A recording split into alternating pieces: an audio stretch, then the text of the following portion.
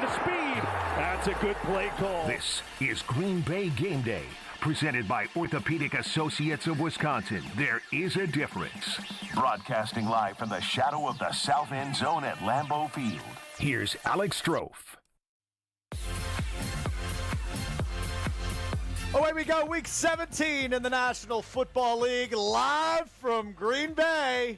It's Saturday night. Packers-Ravens here, a 7:20 kickoff tonight at Lambeau Field. The final home game of the regular season for Green Bay as they look to snap a two-game skid, losing back-to-back games in Denver and in Chicago each of the last 2 weeks. I am Alex Strofe alongside Mr. Worldwide Gabe Neitzel, the mayor, Steve Scafidi, ahead of the backup quarterback bowl tonight at Lambeau Field. Likely. We don't have an official designation on whether or not Lamar Jackson will go for Baltimore, but certainly sounding like it could be Snoop Huntley and Malik Willis, as Jordan Love did not clear concussion protocol. So we'll get into a ton. We'll get into the heartbreak of last week in Chicago. We'll get into the division stipulations as the Minnesota Vikings give the Packers a wonderful Christmas gift by eliminating the Lions and solidifying the Packers in the postseason here in the 2025 season. But before we get into all of that, Gabe Neitzel, very likely the last time Malik Willis starts a game for the Green Bay Packers.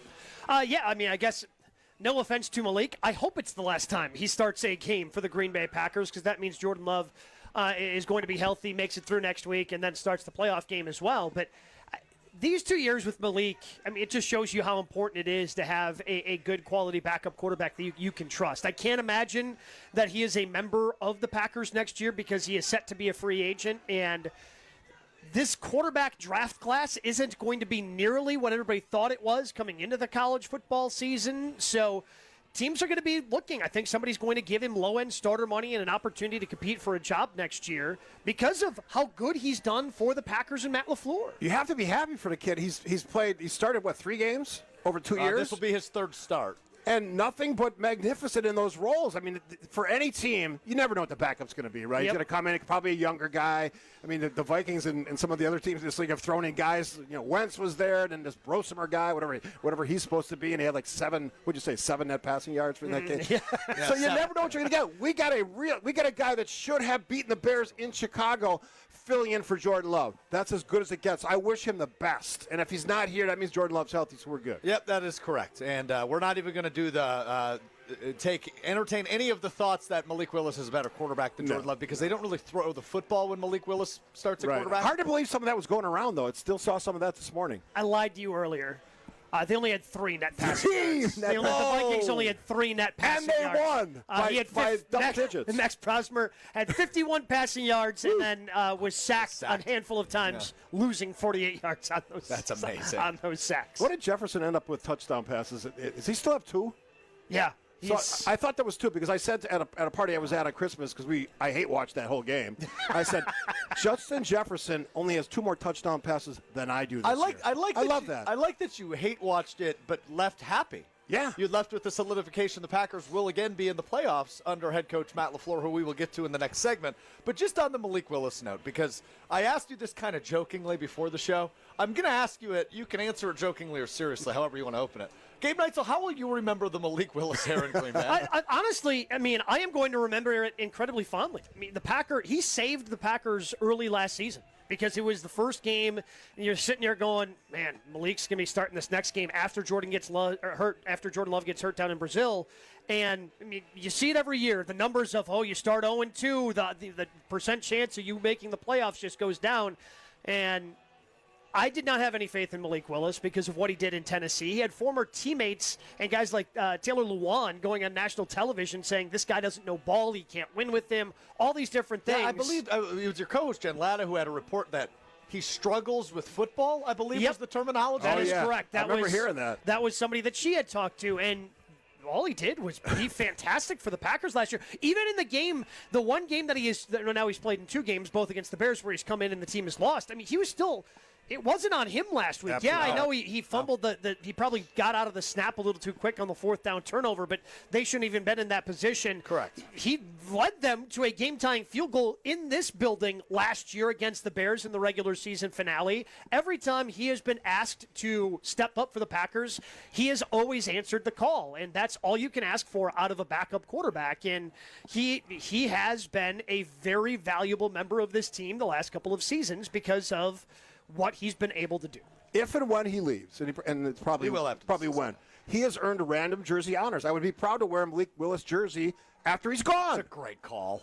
Awesome, In right? 7 or 8 years, Gabe, Yeah. when we're doing State of the Yep. Packers at Summerfest. There's that a will be Malik what we Willis call it. jersey. Yeah. Like, yes, right on, dude. Thanks for wearing that. That's a great call by you. If when he leaves, When he I'm going to find one on the discount rack. That's a good call by you. That's right. Good call by you. Green Bay Game Day is presented by the Orthopedic Associates of Wisconsin. There is a difference. We are live at the Tundra Trio just outside of Lambeau Field. It's Packers-Ravens here on Saturday Night Football. I think when we were looking ahead to this one even 2 weeks ago, Gabe, we were going, that could be a big one. Ravens are playing for something. We could be playing for potential division implications or playoff seeding implications.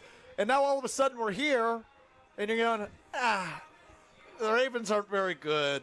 Malik Willis is starting for the Packers. They have a playoff spot secured, and they're a game and a half back of Chicago. It's lost a little bit of its luster. Sure, but I think you want to avoid being that 7 seed if you can, if you're the Green Bay Packers, and it starts by winning this game. Yes, you need help. You need the Niners and the Lions next week to beat the Bears in order to potentially win that division, but I don't think the Packers, I don't think anybody inside that building is waving the white flag and going, oh, I guess we'll be the 7th seed this year. Let's go ahead and just go on the road again. No, I think they're going to be ready to play this game. They're going to be fighting, and they're going to want to play for Malik Willis. I mean, that's the other thing about Malik is it seems that everybody enjoys and wants to play hard for him, just like they do for Jordan Love. How much of it is a factor that the fact that they've lost the way they've lost the last 2 weeks, both on the road, they come home feeling like they got to get back on the right track because you never know what's going to happen next week. The Bears win, the game doesn't even matter really, and we'll probably see Malik Willis again. But that factor and the fact that they haven't really played other than a couple games here and there for a couple halves. Great football at Lambeau this year. This is sort of that game where you can sort of reset the tone. Yeah, and you want to start playing some good football heading into the postseason, right? You want to have, and we talk about the magical run of the wild card team back in 2010 with 2 games left in the regular season. That's when they started playing some great football. Destroyed the Giants at Lambeau, beat the Bears, and then go on the run in the postseason. You got to start building some of that momentum and starting to feel good about yourself in terms of what you can do offensively, defensively, even though your 2 best players are not playing tonight, and Jordan Love and Micah Parsons. You still have to find a way to put your best foot forward. Yeah, Steve, we were talking a little bit before the show, and you made a comment. You said, well, the future's really bright, right? Tonight's a game where they don't have Jordan Love. Gabe mentioned Micah Parsons. They also don't have Tucker Kraft. They don't have Devontae Wyatt, who will be on the 5th-year option next year. They have a lot of younger players that play significant roles in this team that are out of this game tonight, but I think there's still a little bit of level of faith that, okay, Jordan Love's healthy. Matt LaFleur gets in his bag. Jeff Hafley gets in his bag. This is still a team that can go on a run in a league that we've seen maybe more parity than we ever have heading towards the postseason. Injury-wise, we took a bad beat this year. I mean, we lost superstars. And Tucker Kraft was out of his mind. He was like the tight end in the NFL. Everybody was talking about him when we were on national TV. They raved about him. He performed at the highest level. Obviously, Micah Parsons, still an All-Pro, probably. Certainly a Pro Bowl. Did what he was supposed to do. This team is still going to be awesome next year. Now, the roster's changed, and I'm sure Matt LaFleur and Goody will remind us, you never know. And you were telling us before the game, there's decisions to make on the defensive line, offensive line, so you never know who's going to show up, who's going to be there. Obviously, for me, next year, bring those guys back, get a cornerback, find a cornerback that can – look, Keyshawn Nixon is fun to watch on occasion, but he broke our hearts last week, and he got destroyed on 2 plays. He did. He did a good job in the second one. It was a fantastic pass by Caleb Williams. Yeah, but what are you going to do? It was But good the other coverage, one- but it was a great pass. throw. Yeah, the other, he just got lost in coverage, which can't happen with a veteran. But, I mean, it is going to be a very interesting offseason with some of those players and decisions you have to make because you also don't want to create too many holes for yourself because you're down a first-round pick. And again, I am not I don't want to make it seem like I am complaining about being down a first-round pick. I would make that trade once again. giving up those draft picks to go get Micah Parsons, but you don't have as much available to you this upcoming offseason. So, yeah, what happens with Sean Ryan? Do you let him walk? Do you what do you do with Rasheed Walker? How much could he potentially stay for? Do you feel good about Jordan Morgan kicking out there? Yeah. Defensively, Quay Walker, is he going to be somebody that you throw a little bit of money to? And maybe Adrian Cooper comes back the way he was first year. yeah, and so there's just a lot of decisions that have to be made. But that's, again, these last two games probably factor a lot into guys like Quay Walker. If Quay comes out and plays and is one of the reasons why the Packers end up not missing Micah Parsons all too much, because, well, he's Micah Parsons, you're going to miss him no matter what. But if he can help be one of those difference makers on the defense without Micah, you're going, okay, maybe we bring him back and keep that athleticism at the linebacker position. And he's going to have a big game tonight. If Snoop Hundley is indeed going to be the quarterback, which you're going to find out here in about 80 minutes or so when inactives come out, if the doubtful Lamar Jackson goes, slowing down the run game is obviously going to be a huge part of what the Packers defense has to do tonight with Derrick Henry, who was tremendous in last week's game, and then Todd Monken just forgot he was on the team and just didn't even have him on the field when they were trying to come back. He was like a lost soul for a while in that game. Like, why is he just standing there not playing in the game? And he had 18 carries for 125. I know. It makes no sense. It's not like he had like 10 carries for 8 yards or anything like that. He was having a monster game last week. So you know that they're going to want to feed him early and often. And if you can slow him down and go, all right, Snoop, you got to go out there and beat us. That's how this defense can maybe force a couple of turnovers and get by without Micah Parsons, at least in tonight's game. So when it comes to playoff seeding for the Packers with 2 weeks remaining in the regular season, it's pretty simple. In order to not be the 7th seed, you need at least somebody to lose out, whether that's the Rams, the Niners, or the Bears. What's helpful in all of that is the Niners and Bears play each other tomorrow night, so one of them will walk away with a loss with only one game remaining. The Bears' Week 18 opponent is the Lions, that game in Chicago. And the Niners' Week 18 opponent, well, currently the 1 seed in the NFC, that's the Seattle Seahawks. So you could get out of that 7 seed, but on top of needing somebody to lose out, you also need to win out. You need to win both your 2 final games, which is certainly doable for the Packers here against likely Snoop Huntley and the Ravens in the next week in Minnesota. It's interesting, though. I think most fans would want to go back to Chicago and beat up on the Bears. I mean, am I wrong on that? And if you're the 7th seed, that's very likely. I would love for that opportunity, but I would love to be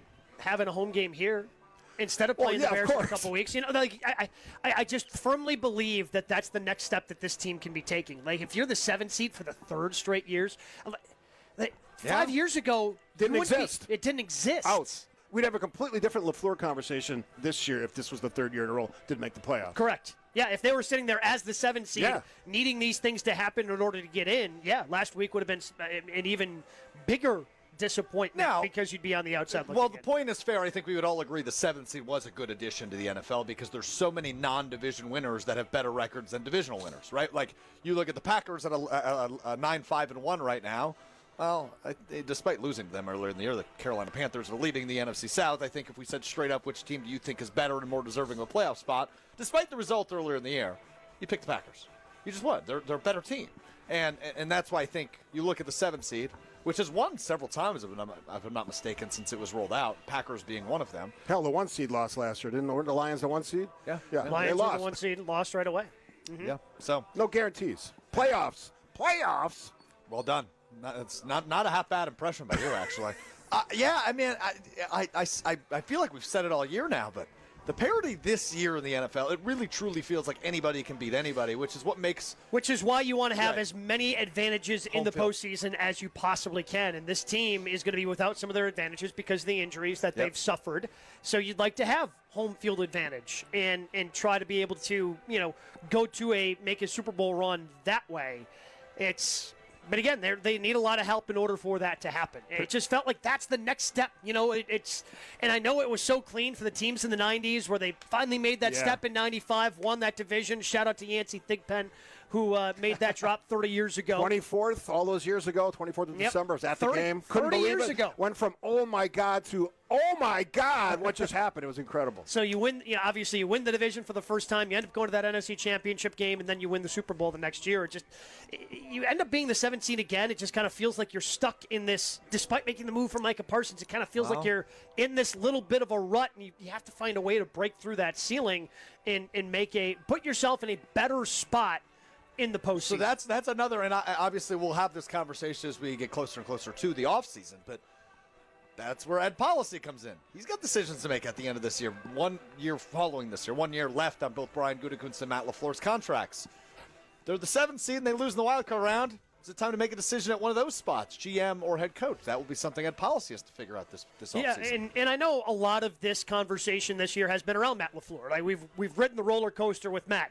First 2 games, he's the best coach ever. They end up losing to the Browns and the Panthers, and the way they lost last week. Okay, is he on the hot seat? And we're just riding that roller coaster up and down, and it feels like after making the move for Micah Parsons, it felt like Goody is safe, but not that the Pro Bowl's the end-all, be-all.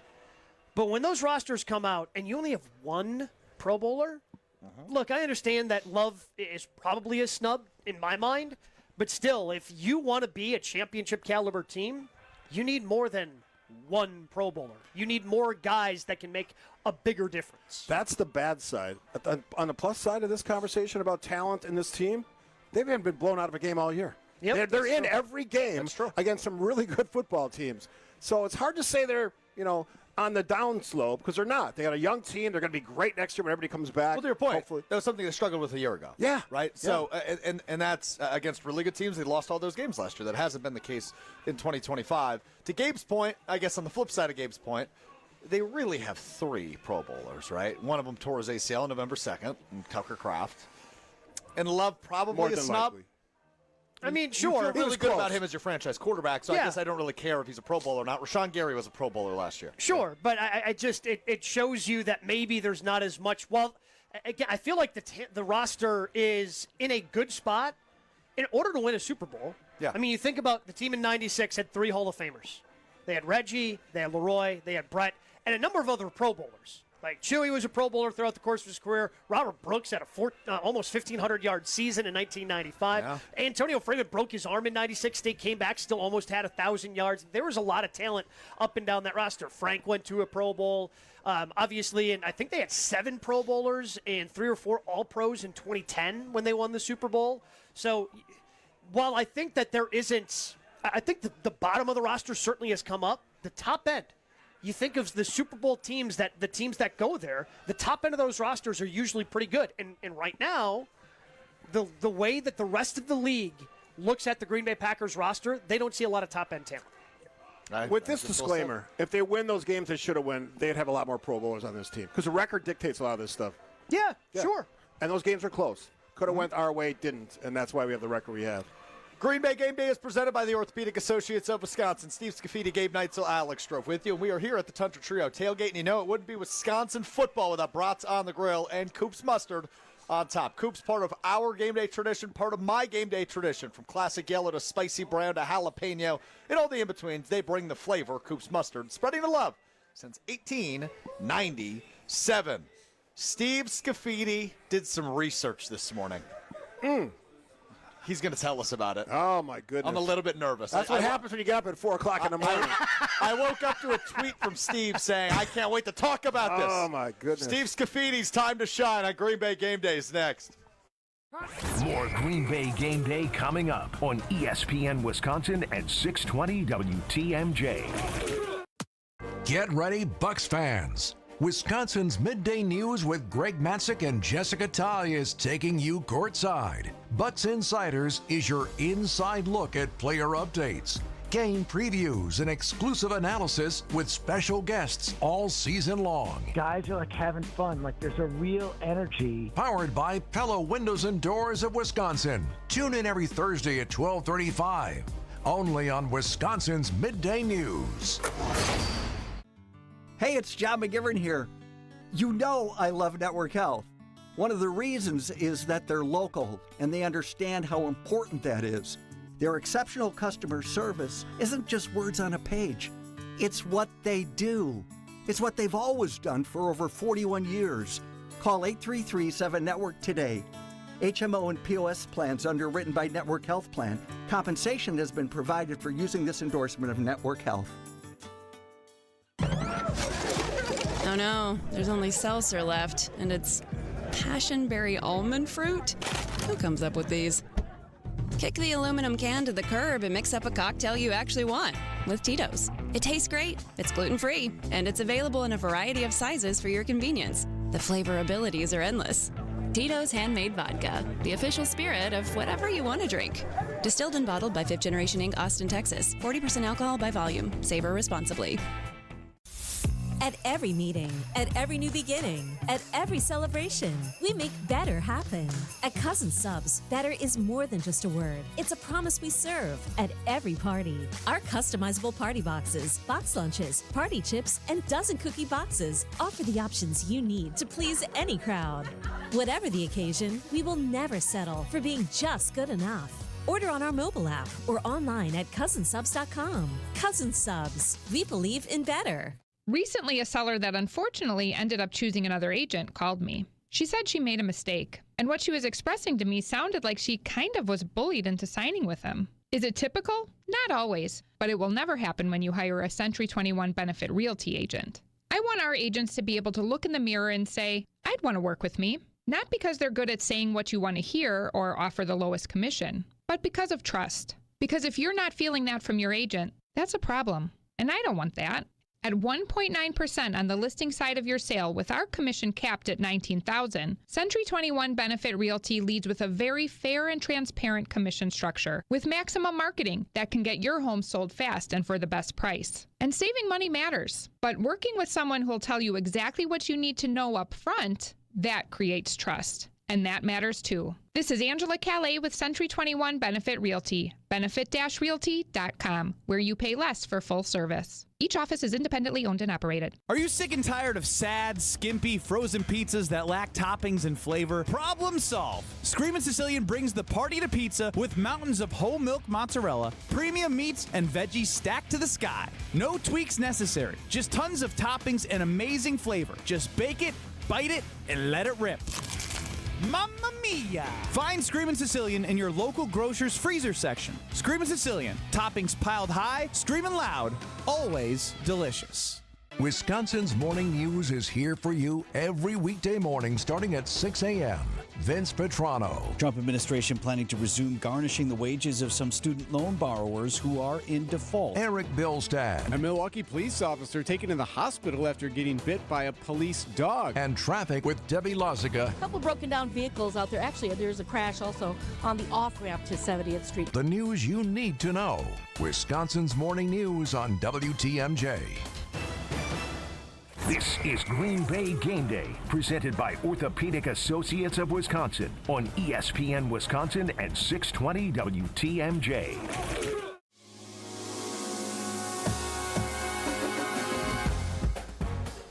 Green Bay Game Day presented by the Orthopedic Associates of Wisconsin. There is a difference. It continues live from the Tundra Trio just outside of Lambeau Field. I'm Alex Strofe alongside our guys, Gabe Neitzel, Steve Scafidi, who are with me each and every home game all season long. Now, I feel like I've known Steve for years. We've always gotten along. But as we've continued to do this show together each of the last 2 years, I've gotten to know more about what type of fan he is. Little doomsday at times. Little doomsday. little dark. And, you know, the last 2 months or so, maybe not even that long, the last month or so, I've been joining him every Monday after Packers games on Point Taken on WTMJ. And he just kind of lets it out. And I play therapist a little bit. I'm a fan perspective. Yeah, it's a perspective. No doubt about that. No offense, Steve, but I think you can find a better therapist than this guy, right? No, my wife says the same thing. She gave, honest to God, after the Bears game, she gave me it's only one game speech. Here's a true story. Right before all the chaos happened in that game, she goes, you've been so quiet and reserved this game. I'm proud of you. And then that play happened, dropped that onside kick. I unleashed probably double digits, maybe 24 F-bombs in the course of like 5 minutes. I mean, every phrase had multiples in it. She goes, I cannot deal with this. So that's my state of mind when I show up on Monday to talk to Alex. Sure. And I didn't even wait. I was going to fire people. I was getting rid of Dobbs. Sense. I was getting rid of Dobbs that night. Yeah. I mean, I overreacted Saturday. Yeah. I mean, that's how I live and die with the Packers. Yeah. So And you're not alone. You could imagine my concern when I woke up this morning and saw this tweet at 5:10 a.m. from Steve Scafidi. Yes. A lot to say on ESPN Wisconsin and 620 WTMJ's Green Bay Game Day coming up at 4 today with Alex Strofe and Gabe Neitzel. I don't think Matt LaFleur and Rich, he's my guy, Bisaccia, will like any of it. Don't care, needs to be said. So, Steve Scafidi, the floor is yours. So what riled me up is when I saw LaFleur's presser when he said that the special teams were pretty good, and then he talked about catastrophe plays, and we were talking before the game. There's at least 3 or 4, probably 4 catastrophe plays this year. One is allowable in a season that's this important. He has 3 or 4. I am not a Rich Bisaccia fan. I don't like his facial hair. Either grow a beard or go clean shaven. You're so far out of date. What are you, a pirate? Come on, dude. What are you doing? And I get that he's LaFleur's guy. He's also assistant head coach. What is he responsible for? What is he doing besides the special team? You know the games. I can go back in our history, whether you go 2014. Can you not, actually? Yeah, I mean, did you not feel the same way on Saturday? Of course you did. Probably not to the same level, but it was the same level NFC of Championship versus regular season. But it was the Bears, my goodness.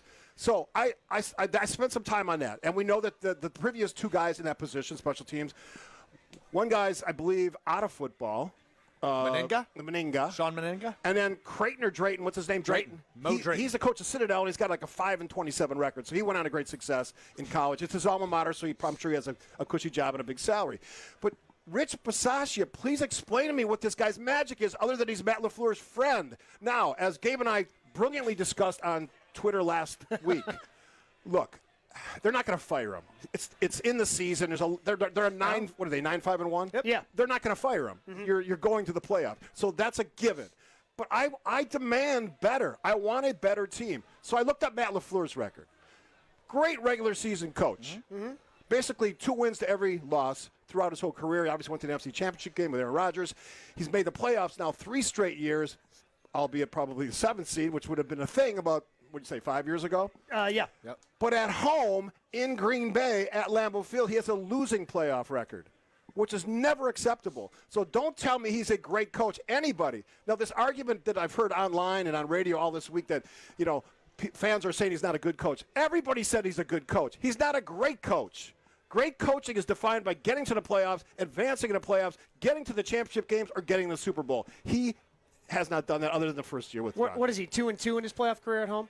He's 2-3. No, at home? Yeah. He has 2-2? I don't think he's 500. I think he's under 500. I think it's 2-2 because they would have, his first year they got the bye. They would have beaten the Rams at home, went on the road to the Niners, lost. We'll Google it. The following year they won at home, then lost to Tampa Bay, and then they lost to San Francisco. And those are the only home playoff games. 2-2. Right, so 2-2. Yep. And he's won in Dallas and lost in Philly. He's lost in Philly, San Francisco. He has a losing record. Yeah. I expect better. This is Title Town for a reason. You get to those games and you win, and this has not been the story for so long since 2010. So I won't argue that. I would just say under those expectations and everything you just spelled out, there's probably, 2 great coaches in the NFL? Andy Reid's one of them. Oh, Sean Payton. Sean Payton's like 500 in the playoffs, yeah, pal. Sean Payton's not I got bad news for you. If we're gonna be doing that, well, what did I say? He's won a Super Bowl. That's a qualifier. Okay, is Mike Tomlin a great coach? He's had an above 500 record every single year. Hasn't won a playoff game since 2016. He's a good coach, not a great coach. You win a Super Bowl, you're a great coach. So I guess the thing I struggle with, because I guess I agree with everything you said. I've been over Rich Bisaccia since last year. I mean, I think most of us have been. So when we talk about special teams, there are a number of things that you can blame him for. Them being historically bad at punt returns, yeah, you can blame that on him. Yeah. When a field goal kick gets blocked, sure. But also, like, the Packers special teams have been so bad for literally the last decade, right? For the last decade. And totally. We now have a new president. We have a new general manager. We have a new head coach. We've had how many different coordinators? I just don't understand organizationally how they haven't been even accidentally put together a good special teams year. I don't know if it's just something they don't emphasize. I just haven't been able to figure it out in my head because it hasn't made sense. Beyond the Chicago Bear game reality, which is painful for all of us Packer fans, the fact that their special teams are ranked anywhere, depending on which source you look, anywhere from 21st to 26th in the NFL for special teams. When you're paying this guy a fortune is not acceptable as a fan. So he could be the nicest guy. I know the reporters love him. Certainly Matt LaFleur loves him. I don't need to love the guy. Just do something in that job. I also don't care how much money he's making. Like, the money he makes doesn't affect the cap. Pay for performance. Well, sure. So I guess I don't care how much money really, outside of salary cap players, I don't care how much money anybody's making, because the Packers literally, they've got a money machine inside. Yes, They're printing it right now. It's just coming out. They got a money tree inside. So I guess I just don't give a rip how much, and that's something that everybody always brings up with Rich Bisaccia. Oh, he's getting paid all this money. But he's I don't care about the dollar amount, I guess. I care that he is the #1 paid special teams coordinator in the National Football League, but yet they consistently have a bottom 5 crew. Which is, and I will say this, working with Q Myers on Friday nights on the network, so Q covers the Raiders. He's out in Las Vegas. And when we were having a conversation about the Packers, and I had mentioned how bad their special teams were, he was floored. Because that's how much Rich Bisaccia is respected around the league. It doesn't make any sense. Well, he was a head coach for a moment in Las Vegas with the Raiders, right? He was a fill-in guy? And so he's the one who filled in for Gruden and led them to a playoff appearance, like galvanized the group with everything that was going on distraction-wise with Gruden. Raiders fans still view that as a mistake. Not retaining Rich Bisaccia, which, because I read that a couple of weeks ago because they're so bad this year with Pete Carroll at the helm. And somebody went on a big tirade about how it was a mistake they didn't retain Bisaccia. And I'm viewing it from the same scope as Steve most of the time. I'm like, nothing's gotten better since he's gotten to Green Bay. I think I brought up with you the Sean McVay example. He fired his special teams coach in season because they had these catastrophic plays. What's the difference?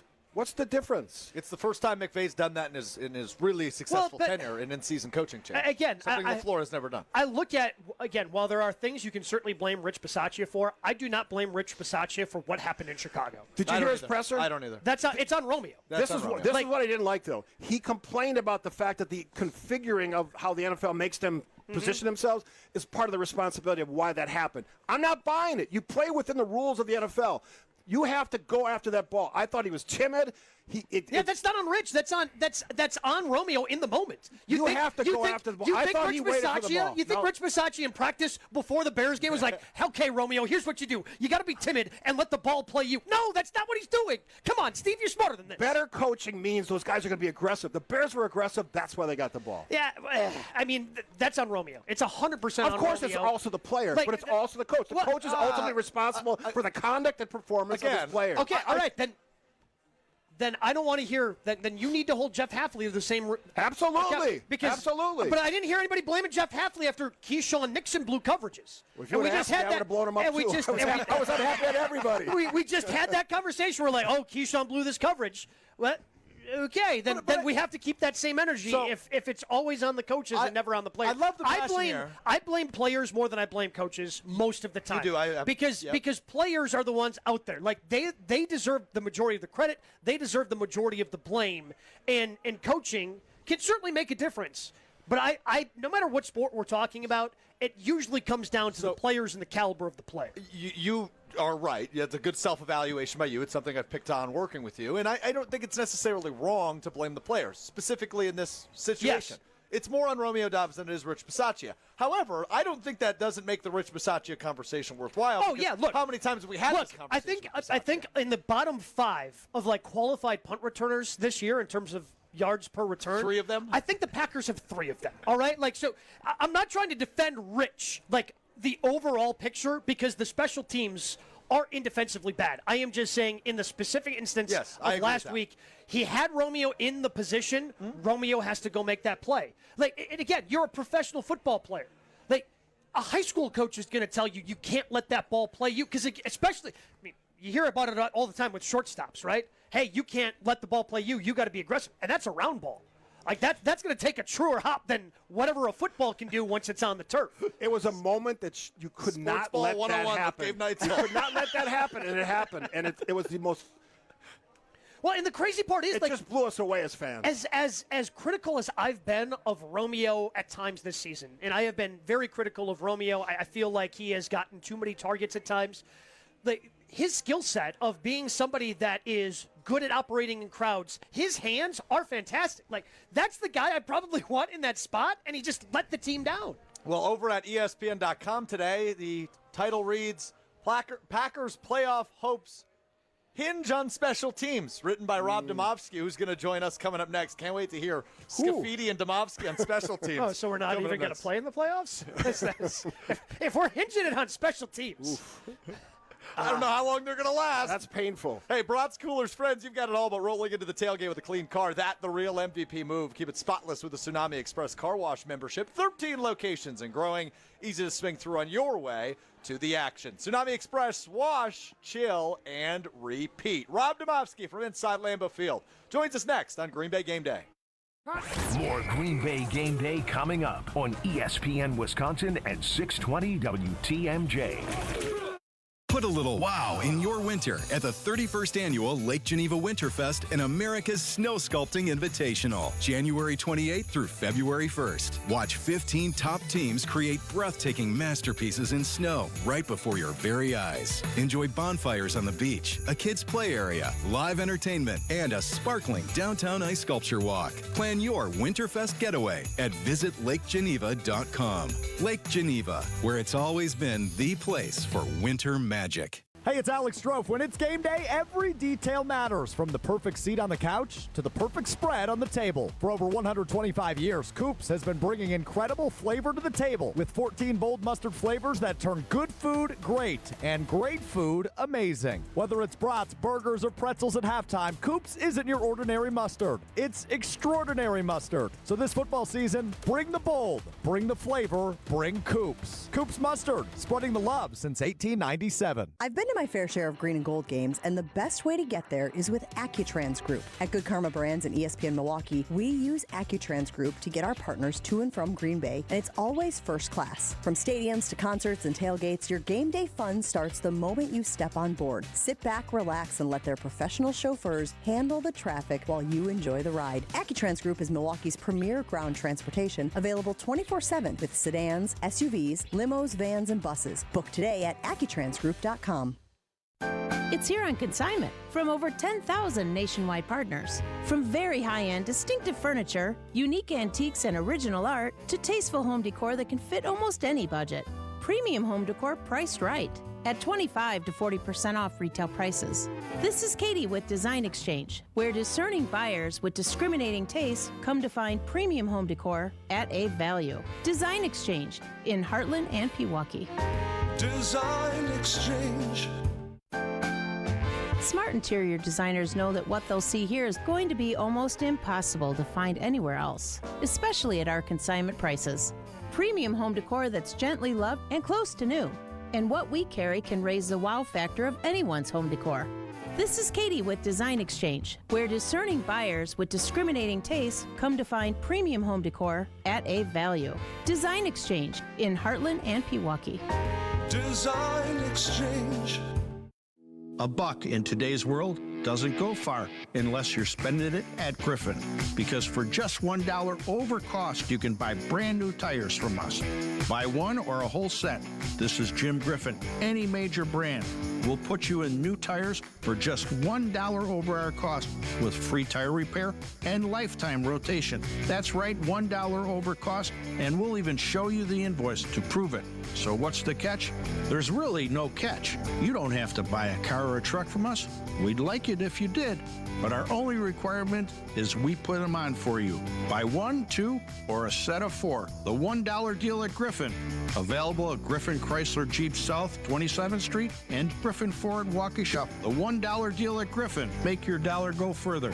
Griffin, the buck stops here, but the deals on tires don't. $1 over cost. That's Griffin. Not combinable with other tire offers. Get ready, Bucks fans. Wisconsin's Midday News with Greg Matzik and Jessica Talia is taking you courtside. Bucks Insiders is your inside look at player updates, game previews, and exclusive analysis with special guests all season long. Guys are like having fun, like there's a real energy. Powered by Pella Windows and Doors of Wisconsin. Tune in every Thursday at 12:35. Only on Wisconsin's Midday News. Welcome back to Green Bay Game Day, presented by Orthopedic Associates of Wisconsin on ESPN Wisconsin and 620 WTMJ.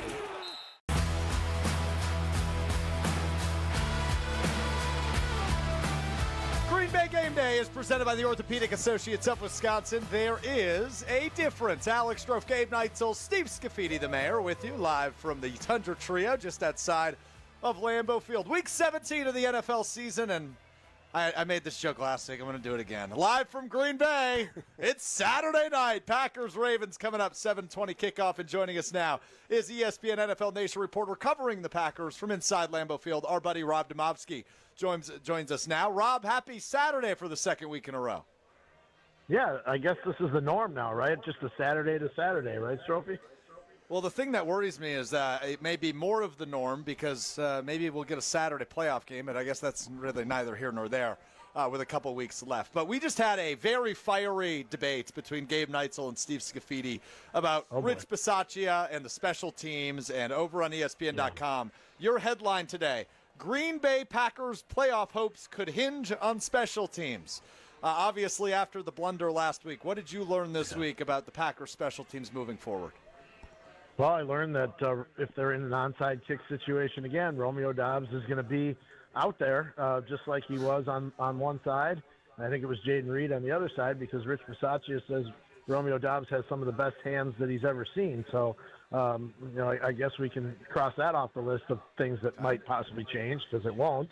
It's just the thing is, like, you just never know when a special teams play is going to come up and bite you. And, I referred to that quote after the Browns game where, LaFleur said, sometimes these plays can be catastrophic. And then they've had, basically three of them this year. The blocked field goal in Cleveland, the blocked extra point that the Cowboys returned for a touchdown or for a 2-point play, and then, of course, the outside kick. And then you throw in there that their return game has basically been non-existent. And, you have big questions about whether special teams is going to, you hope that special teams doesn't hurt you. The big hope is that it could help you. I don't think they're going to get help from it, but now the hope is just don't cost us a game, and that's where they're at right now on special teams. And it's not the greatest place to be when you're in the playoffs and games. The margin is slim. Rob, what set me off is when I believe Matt LaFleur said at one of his pressers this week that our special teams are pretty good. By what's qualifier? Here we go again. How would you define it as pretty good? If you have that many catastrophe plays, it doesn't meet the definition. ESPN does a FPI, which I believe stands for Football Power Index, and it rates all kinds of different things. What's your efficiency running the ball? What's your pass run? All this stuff. Well, their overall special teams, I looked, is actually not as bad as I thought it was going to be. I think they were like tied for 20th or tied for 21st or something. It's still right. It qualifies as good around here. Oh, yeah, okay. Yeah, all right. That's what I'm saying, I guess. Yeah, I mean, this is a special teams that for years, Rick Gosselin down in Dallas used to always do those special teams rankings, and, they were always 30th, 32nd, first, 32nd forever. So 21st, it's not so bad, right? Pivoting away from the special teams, we've got Malik Willis starting at quarterback tonight, and obviously he was limited throughout the course of the week with the shoulder injury that he suffered at the end of regulation against the Bears last week. Are there going to be any limitations with him today? Are they concerned about his ability to be accurate or push the ball down the field at all? It seemed like the bigger concern was his illness, and that's an illness that's spreading through the team, and we had more guys pop up on the injury report yesterday because of illness. It's going around. It's that time of the year. But I don't think there's great concern about the shoulder. He didn't seem concerned about it when we talked to him on, I can't remember what day of the week it was, Wednesday maybe. He didn't seem overly concerned about it. So I think he's going to be okay. Certainly we'll see early on. I remember Rodgers' first year, he had a shoulder injury. I think it might have been against Atlanta, and McCarthy told him, "Don't worry, we won't call any deep shots." Like the first drive of the game, they called a deep shot, and Rodgers fired it down the field and hit on it. So maybe it could be a scenario like that for Malik Willis. I do think I expect him to play well, and I don't think that's wishful thinking. I think Rob, that's all he's done in a Packers uniform. That's all he's done is play well. Yeah, the red zone stuff was, not, and I know some of that was Jordan Love earlier in the game, but that I thought that the performance in Chicago was maybe his worst one. I hate to call it bad, but that might have been his worst showing since he's been here during his extended time.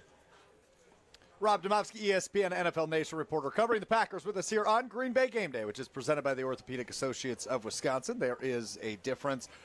This might be a dumb question, but did the Vikings win on Christmas have any implication on Jordan Love's status tonight? I was told he did not clear concussion protocol, and it's as simple as that. Now, could we get to nuance, and they told the doctors, hey, let's not clear him, so we don't have to make the decision or whatever? I don't think that's the case. I did ask around to several people on, I guess it was yesterday, right? And, I was told he did not clear. That was the exact line I was given by a source. So I have to trust that. But I do wonder if there was a little bit of more to it. But at this point, I don't have any information that that's the case. What's interesting to me is he did practice, though. I know there's no hitting in practice, but he's playing football. Right. Throwing the football, I mean, I don't understand the distinction there other than the hitting. He's still in concussion protocol. There's 5 stages to get through, and I can't quote all of them, but you can Google it and find it. But, one of them is just exertion, right? You exercise, and then you see if you have any symptoms. The next one is, another activity. The next one, and so on and so on. And if he didn't clear the protocol, I don't know what the last one is, or if he didn't clear stage 4 or stage 5, but it's very specific on what you have to do, and then they examine you. The independent neurologist examines you after you participate in each one of these things to see if you can get cleared and advance to the next stage of the protocol. Hey, Rob, Josh Jacobs is off the injured list, whatever classification he was. Is he good to go now? He's feeling great, or where's he at? He said, no, it's a good question. He said this week when we talked to him that he actually felt better this week going through practice than he did going into Chicago last week. And I think, he probably would have played more against the Bears had he not fumbled. I mean, he didn't get an offensive snap after the fumble, which is a whole nother, issue that it was confusing, I think, to everyone, including him. And it sounded like the head coach. But I do think the fact that he's obviously said, what he said about how he feels, and then he's completely off the report has got to be a good sign because, let's go back to those 2 Malik Willis starts last year. They leaned heavily on the run game in both of those starts, and that could be the key tonight. Defensively, it seems like they're not going to be going up against Lamar. He's doubtful. We'll find out here in about 45 minutes if it is indeed going to be Snoop. But how did Jeff Hafley feel his defense did in their first game without Micah Parsons last week?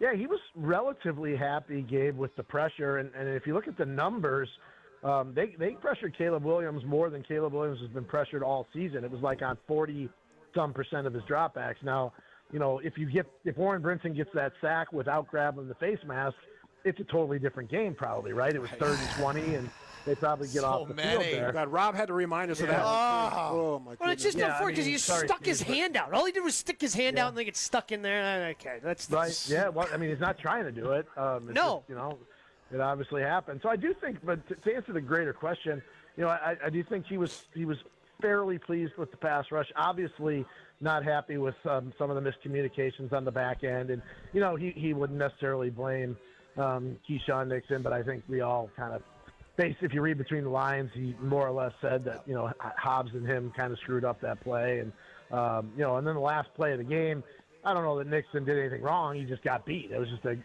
a better route and a better throw. And good coverage. There's no defense for a perfect throw. Yeah. Right. Good offense beats good defense most of the time, right? But before that, there were some issues that, Hafley admitted that they can't have happen. They have to clean up. Rob, I think I heard that Nixon got shielded from the press media after that game by Nate Hobbs. Is that correct? That's correct, yeah. So where's his head at? Where's his head at this week? Did anybody get a chance to talk to him this week? No, he came into the locker room the last day we had availability. The Saturday things got me all screwed up, so 2 days ago. And he said he was going to go take a shower, and they would come back and talk to us. And when he came back, there was 2 minutes left in the open media session, and he was on the phone, so we never got to talk to him, which, probably tells you, Steve, that, he was doing it on purpose, which is interesting because he's never been a guy that's shied away from answering hard questions. I mean, this is a guy who, answered questions after he fumbled in the playoff game. at Philly on that kickoff early in the game. So it was a little bit out of character, I think. It'll be very interesting to see how he bounces back and plays today, because there's going to be a lot of eyes, all eyes really on him. Couple more minutes with Rob Demovsky, ESPN NFL Nation reporter, here with us on Green Bay Game Day from inside of Lambeau Field ahead of Packers-Ravens coming up at 7:20 tonight on Peacock, with some of your local stations as well. Rob, I always do these mental gymnastics, which are not a smart thing for a dumb person to do. But with 2 weeks remaining in the NFL regular season, the Packers could get the 7th seed and likely will get the 7th seed, but could get the 6th seed and could possibly get the 2 seed. I'm just curious if you're also participating in these mental gymnastics that are not going well for me.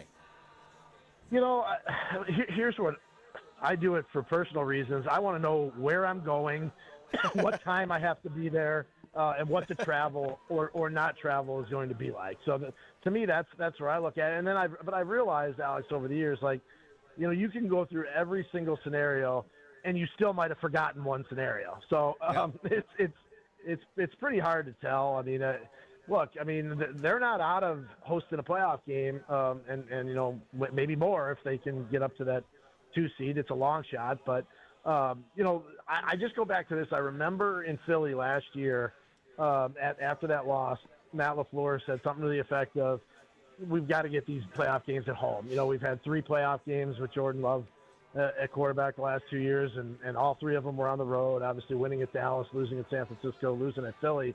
They've got to get playoff games here at Lambeau Field. That's what they want, and that's why, that's why this is critical, and that's why you still play all your guys if you can. Certainly sounds like that's what you want as well. Less travel. I actually wouldn't mind a return to Chicago, but it's a heck of a story. That's a fair point. Go ahead, Steve. Well, Philadelphia's in the mix too, so I don't know what your thoughts are going to Philadelphia. Anyway, Rob, the weather seems like a non-factor tonight. Would you agree with that assessment? Yeah, when I pulled in about 45 minutes ago, my car said it was 40 degrees. Yeah, now, so I did walk. I did walk out on the field just to snap a picture and post it so I can prove that I was actually here. And it was pretty windy. Just walking out of the tunnel in the, I guess that would be the north. Boy, I'm terrible with directions. South, I don't know. The tunnel that the Packers come out of, whatever direction that is. That would be south. That's south. Southwest. Yeah, it's not perfectly aligned. No, southeast corner. I don't know. Whatever. Yes, anyway, that's correct. It was This is going well, Rob. You're doing a great job. Yeah. Well, are you in concussion protocol, Rob? I need GPS just to get back to my car at the end of the day. My point was, I think this is a get-right game. We lost 2 straight games in a row. Both games we were leading by at least a touchdown in the second half. This feels like a get-right game. I give Matt LaFleur credit. He generally does a pretty good job with these games. So given the weather's not a huge factor, it's late in the year, almost the end of the year. Right. This seems like a game where the Keyshawn Nixons of the world, the Josh Jacobs can kind of redeem themselves in front of the home crowd. Not a question, just a comment. They obviously want to get some momentum going into the play. I mean, they're in the playoffs. You want to get some momentum. Right. You want to be playing well. I mean, we always go back to 2010, but that team was 8-6 with 2 games to go, and they ended up, winning the last 2 games and go on a run. Like, you want to go into the postseason the right way, in my opinion. So that's why I think these games are important to win. Well, that's typically the last question I ask you. What are you looking for in tonight's game? As Jordan Love's not playing, and it'll be Malik Willis at quarterback, but it sounds like momentum is the answer. Yeah, I mean, I think that's important. Am I right, though, in that I feel like the last couple times these teams have played each other, somebody's been missing their starting quarterback. Going back to the last time the Ravens were here in 2017, I believe Brett Hundley started that game, and it did not go very well. And then I believe in 2021 in Baltimore, I don't think Lamar Jackson played in that game, did he? If I'm not mistaken. No. So it's been a strange, these teams don't play very often, and it's been strange with the quarterbacks every time. But yeah, I mean, there's still plenty at stake, and I think if you're the Packers, not only do you want to get right, you want to look good doing it. Fantastic stuff, as always, from ESPN NFL Nation reporter Rob Demovsky joining us from inside of Lambeau Field. Rob, thanks a lot. We'll do it again next week. All right, guys, have a good one. We'll be seeing you. Hey, Rob. The great Rob Demovsky. We'll do it at least 2 more times with him as the Packers are in the playoffs thanks to the Minnesota Vikings. You know, it's funny. We haven't talked about this yet. The whole skull meme that the Packers did when they beat the Vikings, that really came full circle, didn't it? I love that. I love that. Thank you to the Vikings as the Packers will be in the playoffs. Hey, wait, we are tailgating here at the Tundra Trio. Our partners and fans sip on some incredible cocktails, and that is thanks to our friends at V Private Bar Services, the go-to team behind our bar hospitality. They bring the flavor, the flair, and the experience that takes our game day to the next level. Raise the bar for your next event and book V Private Bar Services today. We Need a Hero, presented by Network Health. That's coming up next on Green Bay Game Day. More Green Bay Game Day coming up on ESPN Wisconsin at 620 WTMJ. When it comes to joint replacement, you want the best care available. The Orthopedic Surgery Center in Pewaukee is a leader in joint replacement, offering same-day surgery with advanced technology. Their team of experts specializes in knee, hip, and shoulder replacements, using the latest techniques to minimize pain and recovery time. The team at Orthopedic Associates of Wisconsin can get you back to what matters, living pain-free. Total joint replacement. There is a difference. Visit orthowisconsin.com. Homer here for Window Nation's end of the year sale. It's cold here in Milwaukee, and if you've been thinking about new windows, it's good you waited, because during Window Nation's end of the year sale, get 50% off, plus you could get 0% interest for 5 years. On windows that stop the cold wintry drafts, seal out moisture, and so energy efficient, you'll save money on your utility bills. Installed in 1 day. Lifetime warranty and an A+ rating from the Better Business Bureau. Sale ends soon. Don't miss out on big savings. WindowNation.com to get started. As the year winds down, we all pause to take stock of where we've been and where we want to go next. If finishing your degree has been on your mind, this could be your moment. At Lakeland University, education fits real life with flexible evening and online classes, credit for your work and life experiences, and multiple start dates so you don't have to wait. Earn your degree 100% online, close to home at one of our 6 Wisconsin centers, or on our residential campus in Sheboygan County. This next year, invest in what matters most. You. Lakeland University. Experience it your way. Hi, this is Michelle Voskel, CPA and team member at the Neal Group. It's hard to believe the holidays are almost here. We want to say thank you to our clients we helped in 2025. You are why we love what we do. Our why is simple: to make a real difference for people who feel stuck, frustrated, or ignored, and give them the tools they need to succeed. We helped Cheryl clean up 2 years of QuickBooks so her business could see a path to a bright future when she now had good financial information in her hands. We helped Nate fix a tax mess with the IRS created by one of those national firms and saved him $103,000 in penalties, plus another $152,000 in taxes, because we know the tax law. Imagine the stress lifted off your shoulders after you talk with us. You earned it. We help you keep it. Call us now at 414-325-2040 to arrange a meeting to see if we can help you. Don't wait. Call now. That's 414-325-2040 or visit nealgroup.net. Experience hot gaming action and a relaxing spa day. Your perfect winter getaway at the island. Book a stay and float package to get both a standard room and a rejuvenating 60-minute float pod therapy session for less than $100. Complement your stay with an elevated dining experience at Horizon Steakhouse, followed by an evening of comedy in Club 41. The Island Resort and Casino's stay and float package runs through February. Call 800-682-6040 to book yours today. Certain days and restrictions apply.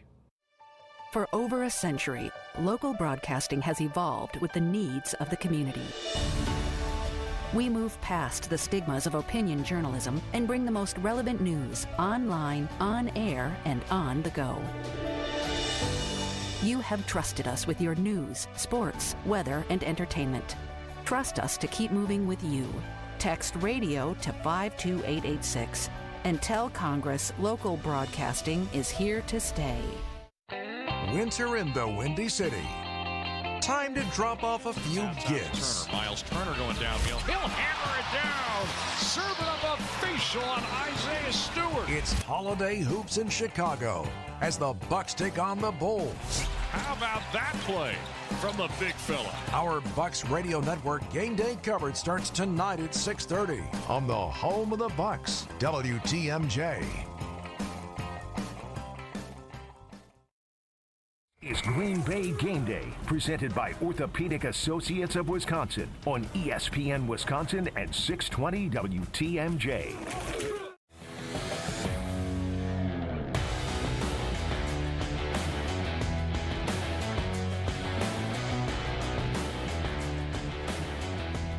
Green Bay Game Day is presented by the Orthopedic Associates of Wisconsin. There is a difference. I'm Alex Strofe alongside Gabe Neitzel, and spending about another 20 minutes or so with us is Steve Scafidi, the mayor, ahead of the Jason Wilde Hour, which is coming up in just a few minutes. But before we do that, we got to do our Need a Hero. And you've been taking victory laps recently. You've been nailing these. Mm-hmm.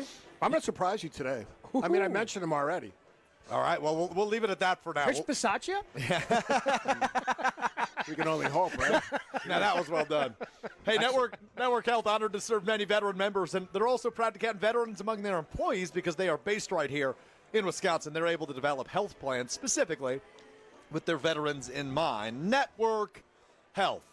All right, you're going last. I'll go first. Okay. And I'm going to keep it pretty simple. I think it's Josh Jacobs today. I think he, when Malik Willis plays, they don't throw the ball a whole heck of a ton. And, it's two of the best running backs of, the last past decade going up against one another today, and Derrick Henry and Josh Jacobs. But I think Jacobs outshines Henry on his home field here at Lambeau Field. Today, I'm keeping it simple. Off the injury report, going to get a lot of work. I think Josh Jacobs is the hero I need today for the Packers to beat the Ravens. I'm kind of stuck between a couple, but first and foremost, I want to say it is going to be very important, I think, for the crowd, and I'm a little nervous about the crowd. I've noticed that. Usually as we sit here, 2 hours before the game, the parking lot that we are right next to here at the Tundra Trio, it is full. Not today. There is not even a line 2 hours before kickoff to get into this parking lot, so I'm a little worried about the energy of the crowd. But the Packers' red zone offense the last 2 weeks, it just has not been good enough, and Malik is going to struggle there. I think the red zone is certainly an area where quarterbacks can separate themselves. You're operating in tight windows, so they need somebody to step up there. And I think it's not Luke Musgrave because that's not the type of guy he is. He does better in open field, kind of bigger shot type plays with his athleticism. So I'm going to say Josh Wilde coming back from his concussion. I think he is going to have to play a big role for the Packers in the red area today if they want to turn those field goals into touchdowns. And this Ravens defense, that's something they have been good at all season long in terms of once teams get in, they are 6th in the NFL in red zone touchdown percentage defensively. I like that one. Mine is going to surprise you because 3 weeks ago at Lambeau Field, who made the final play on defense? In the end zone? Keyshawn Nixon. That's my guy. He's going to redeem himself tonight in front of the home crowd. That's got to happen because he needs to get his head right for the playoffs. This is where it starts. So you brought this up with Rob, and obviously we cover so much ground with Rob in the 15 minutes he spends with us. But that was a really weird situation after the game because I talked with Jason, who was there on Green Bay game night last week.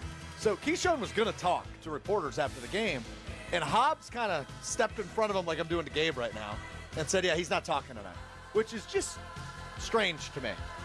I don't know why he would assume that he could do that. I mean, yeah, it's because, again, Keyshawn has been, yes, he is somebody who runs his mouth and talks. That's the type of player he is. I know it drives a lot of people crazy, but that's who he is. But he also steps up, as Rob mentioned. Right. It's not like he's shied away from moments where he has come up short for the Green Bay Packers. Right. And the whole thing was. But I don't think that Keyshawn went, "Hey, Nate, take one for me here." Well, I would almost say it's one thing if it was Xavier McKinney stepping in front of him, sure, or Micah Parsons, yeah, right? One of those defensive guys who we know is a leader in that locker room. Nate Hobbs is like a depth corner. It didn't really make a lot of sense. Maybe they're friends. I don't know. Are they friends? Maybe that's the situation. He was helping out his buddy because Nick has been known to say some crazy stuff. Oh yeah. Even when he does well, he's a bit of a bad actor. Yeah. Let's put it that way. That's my pick. I hope he has a good game. I do too. I like that. I like both of your picks today. Maybe even better than mine. Josh Wiley's a bold one. That is a bold one. They need somebody to step up in the red zone, and I think that's the guy that has to do it for him. Argument for me. Did you and Chewy ever talk about the fact that Musgrave can't stay on his feet after he catches the ball? My God. It's like every time he's like a bowling pin, he's falling over. He's kind of like a baby deer. Yeah. He does have a little bit of that going on. But he's been getting more involved the last few weeks. I'm still holding out a little bit of hope for him. I hope so. Not to be Tucker Kraft level, but like a good secondary a good secondary piece. So we'll see. Anyway, all right. Hey, Green and Gold fans, it is game day kickoff. Your tailgate with Bacardi Whether it's Bacardi and Cola, lime and soda, or spiced in Cola, Bacardi, your game day go-to. Grab a bottle at your local retailer. Live passionately, drink responsibly. Bacardi USA, Miami, Florida, room 40% alcohol by volume. The Jason Wilde Hour of Green Bay Game Day is coming up next on ESPN Wisconsin at 620 WTMJ. More Green Bay Game Day coming up on ESPN Wisconsin at 620 WTMJ. Winter in the Windy City. Time to drop off a few gifts. Miles Turner going downhill. He'll hammer it down. Serving up a facial on Isaiah Stewart. It's Holiday Hoops in Chicago as the Bucks take on the Bulls. How about that play from the big fella? Our Bucks Radio Network Game Day coverage starts tonight at 6:30 on the home of the Bucks, WTMJ. Put a little wow in your winter at the 31st Annual Lake Geneva Winterfest and America's Snow Sculpting Invitational, January 28th through February 1st. Watch 15 top teams create breathtaking masterpieces in snow right before your very eyes. Enjoy bonfires on the beach, a kids' play area, live entertainment, and a sparkling downtown ice sculpture walk. Plan your Winterfest getaway at visitlakegeneva.com. Lake Geneva, where it's always been the place for winter magic. Hey, it's your friend John McGivern. In a world full of chaos, I'm grateful for a health plan that has my back. Network Health is so reliable and trustworthy, they always put me and over 126,000 members first. It's just what they do and what they've always done for over 41 years. Call 833-7-NETWORK today. HMO and POS plans underwritten by Network Health Plan. Compensation has been provided for using this endorsement of Network Health. Oh no, there's only seltzer left, and it's passionberry almond fruit? Who comes up with these? Kick the aluminum can to the curb and mix up a cocktail you actually want with Tito's. It tastes great, it's gluten-free, and it's available in a variety of sizes for your convenience. The flavor abilities are endless. Tito's Handmade Vodka, the official spirit of whatever you want to drink. Distilled and bottled by 5th Generation Inc., Austin, Texas. 40% alcohol by volume. Savor responsibly. Outfit your crew. Your workforce is your brand. From uniforms to safety apparel, Alpha Custom Apparel helps you outfit your team with gear that looks sharp and works hard. We create durable, functional apparel that keeps your crew comfortable and confident on the job. No more digging through endless catalogs. We handle the details so you can focus on running your business. With fast turnaround, custom options, and friendly Midwest service, we make it easy to keep your team looking their best. Visit alphacustomapparel.com. Let's get to work. Hey, it's WTMJ's Kristen Bry, and if you're in the market for a new dentist, you should check out my dentist, Dr. James Michaels at Economwalk Dental Care. Dr. Michaels is committed to providing you with the highest level of care possible. I can assure you that he will prioritize your needs, no matter how sensitive, just like he did with mine. And also, he will be honest with you about what work you need now and what can wait. So whether you need a simple cleaning and exam, a teeth whitening, a more complex dental procedure, Economwalk Dental Care is always there to make you feel as comfortable as possible and give you and your family an amazing smile. And dental care doesn't have to break the bank. Dr. Michael's fantastic staff can set you up with a no-interest payment plan. Listen, we all have to go to the dentist, so don't put it off any longer. Call and make an appointment today with my dentist, Dr. James Michaels at Economwalk Dental Care. You can find him at drmichaelsdentalcare.com or give him a call at 262-567-7224. Wisconsin's Morning News is here for you every weekday morning starting at 6 a.m. Vince Petrano. Trump administration planning to resume garnishing the wages of some student loan borrowers who are in default. Eric Billstad. A Milwaukee police officer taken to the hospital after getting bit by a police dog. And traffic with Debbie Lozica. A couple broken down vehicles out there. Actually, there's a crash also on the off-ramp to 70th Street. The news you need to know. Wisconsin's Morning News on WTMJ. WTMJ, W277CV, and WKTI HD2 Milwaukee. From the Annex Wealth Management Studios, this is News Radio WTMJ, a Good Karma brand station. It's finally game day. Bears rush 4.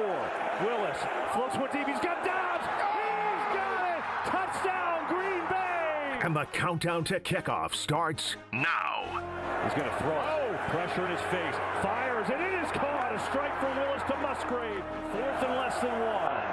Willis going to keep it. He's going to get it in more. Malik Willis showing you the speed. That's a good play call. This is Green Bay Game Day, presented by Orthopedic Associates of Wisconsin. There is a difference. Broadcasting live from the shadow of the South End Zone at Lambeau Field. Here's Alex Strofe.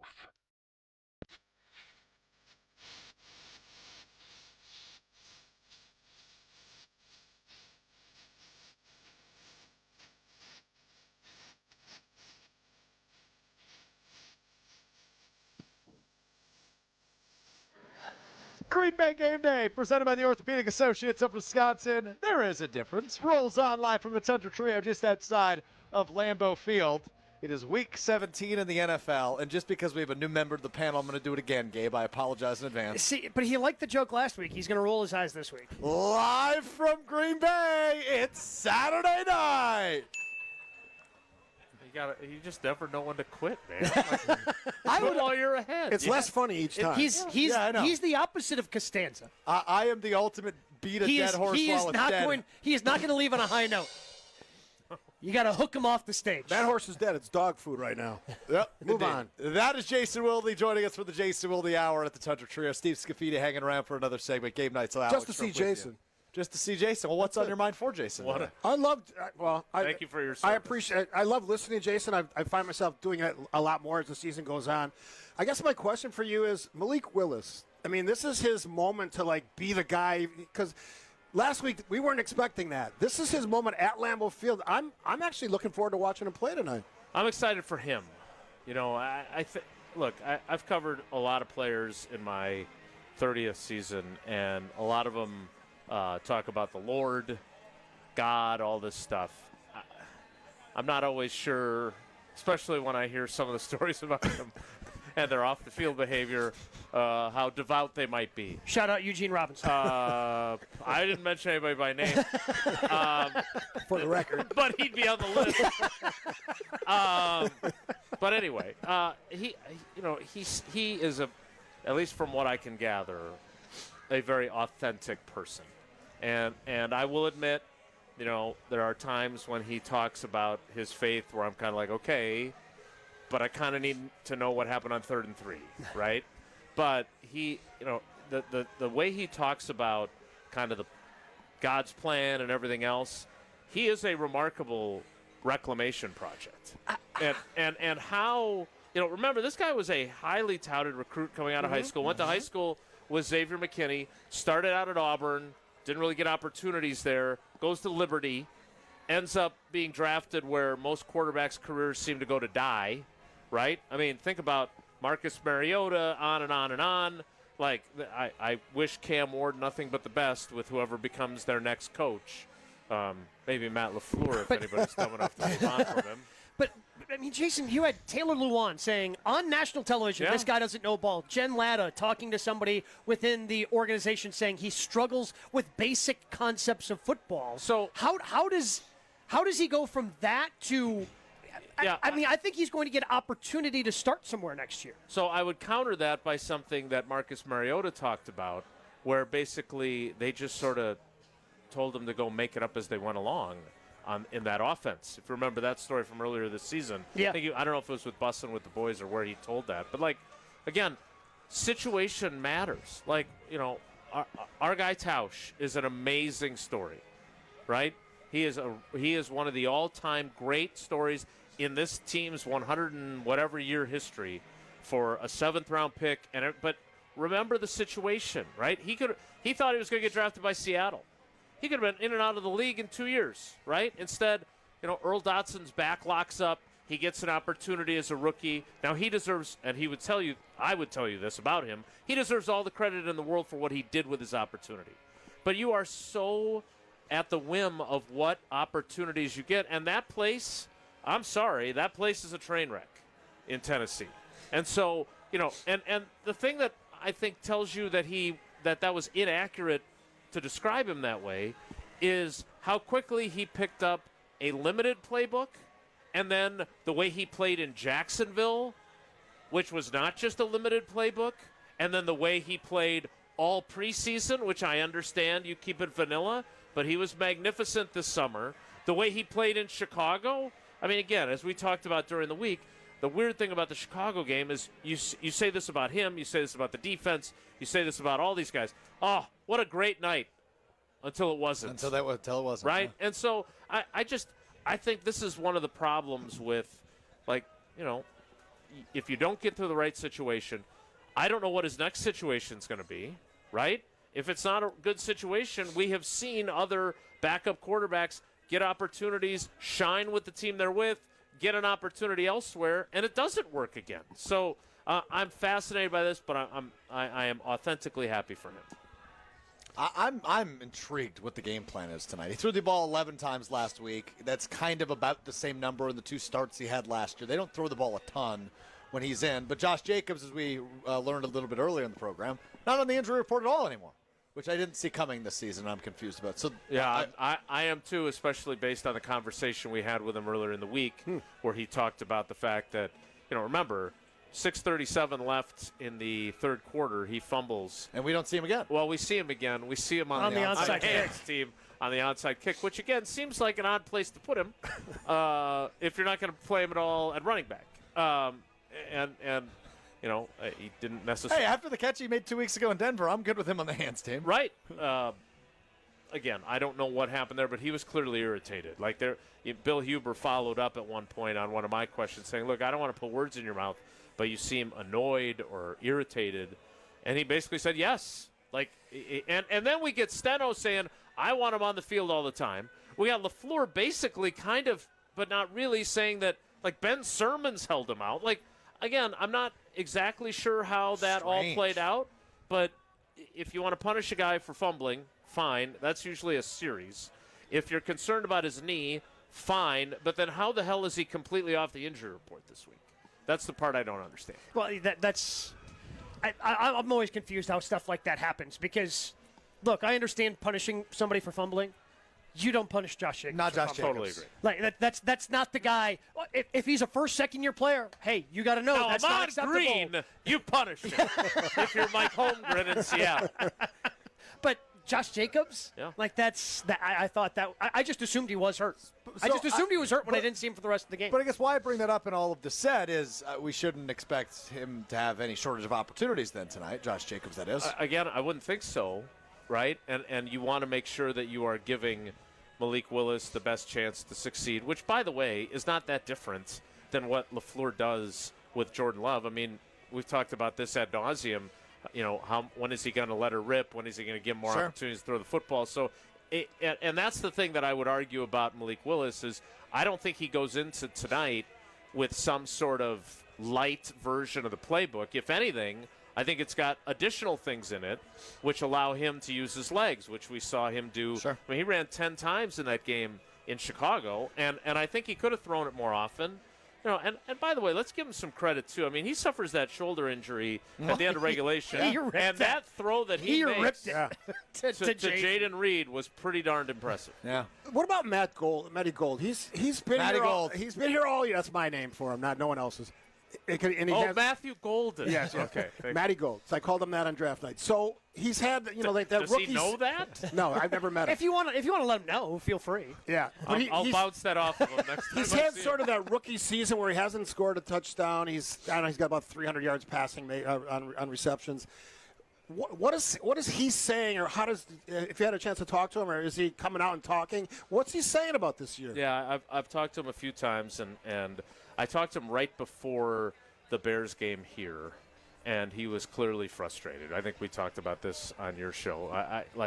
He was frustrated with opportunities. He was frustrated with his injuries. Like, he hurts his shoulder, then the shoulder starts to feel better, and he hurts his wrist, and so it has not gone according to plan. And I'll give Matthew Golden this, that he remembered a conversation he and I had earlier in the year about what Davante Adams had gone through as a rookie. And look, Davante is one of my guys that I don't, I'm still working to cultivate more of them since they're so young now after the last 4 years and 2 years outside the locker room with COVID. But he was frustrated his rookie year. He thought he would, but he had 3 big games, right? And that's all you can, you have to be realistic. And I thought Matthew Golden, he had a big game, was it Cincinnati early in the year, I think? Then he had, a couple weeks ago, again, big opportunities. And then we get to Chicago. They didn't do anything again.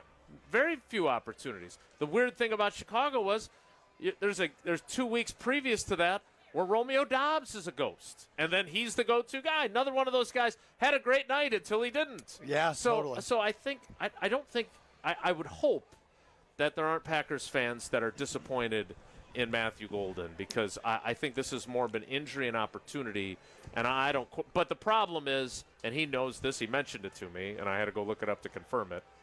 Tedero McMillan, Emeka Ibuka, the 2 wide receivers that went before him, both leading their teams in receptions and yards. I'm not disappointed in Matthew Golden. I'm disappointed with the way he's been used at times. Agreed.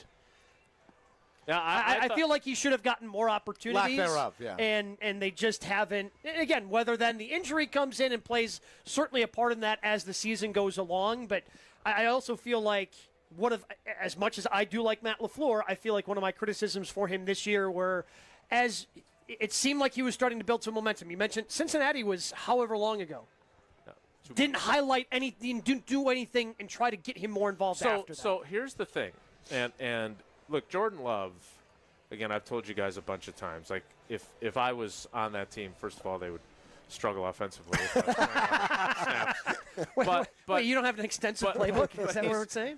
I could maybe run out to the flat and then hurriedly get out of bounds for 2 or 3 yards. But I would love to play with him as my quarterback. Like, all my history with Aaron, I don't want to be embarrassed. I don't want to be yelled at, right? The best way to motivate me is, hey, come on, I know you're better than this. I need more from you. And that's kind of how Jordan leads. Jordan Love does not say negative things about guys. And he said this, and I thought this was really interesting. He said it as a compliment, but it was also very telling.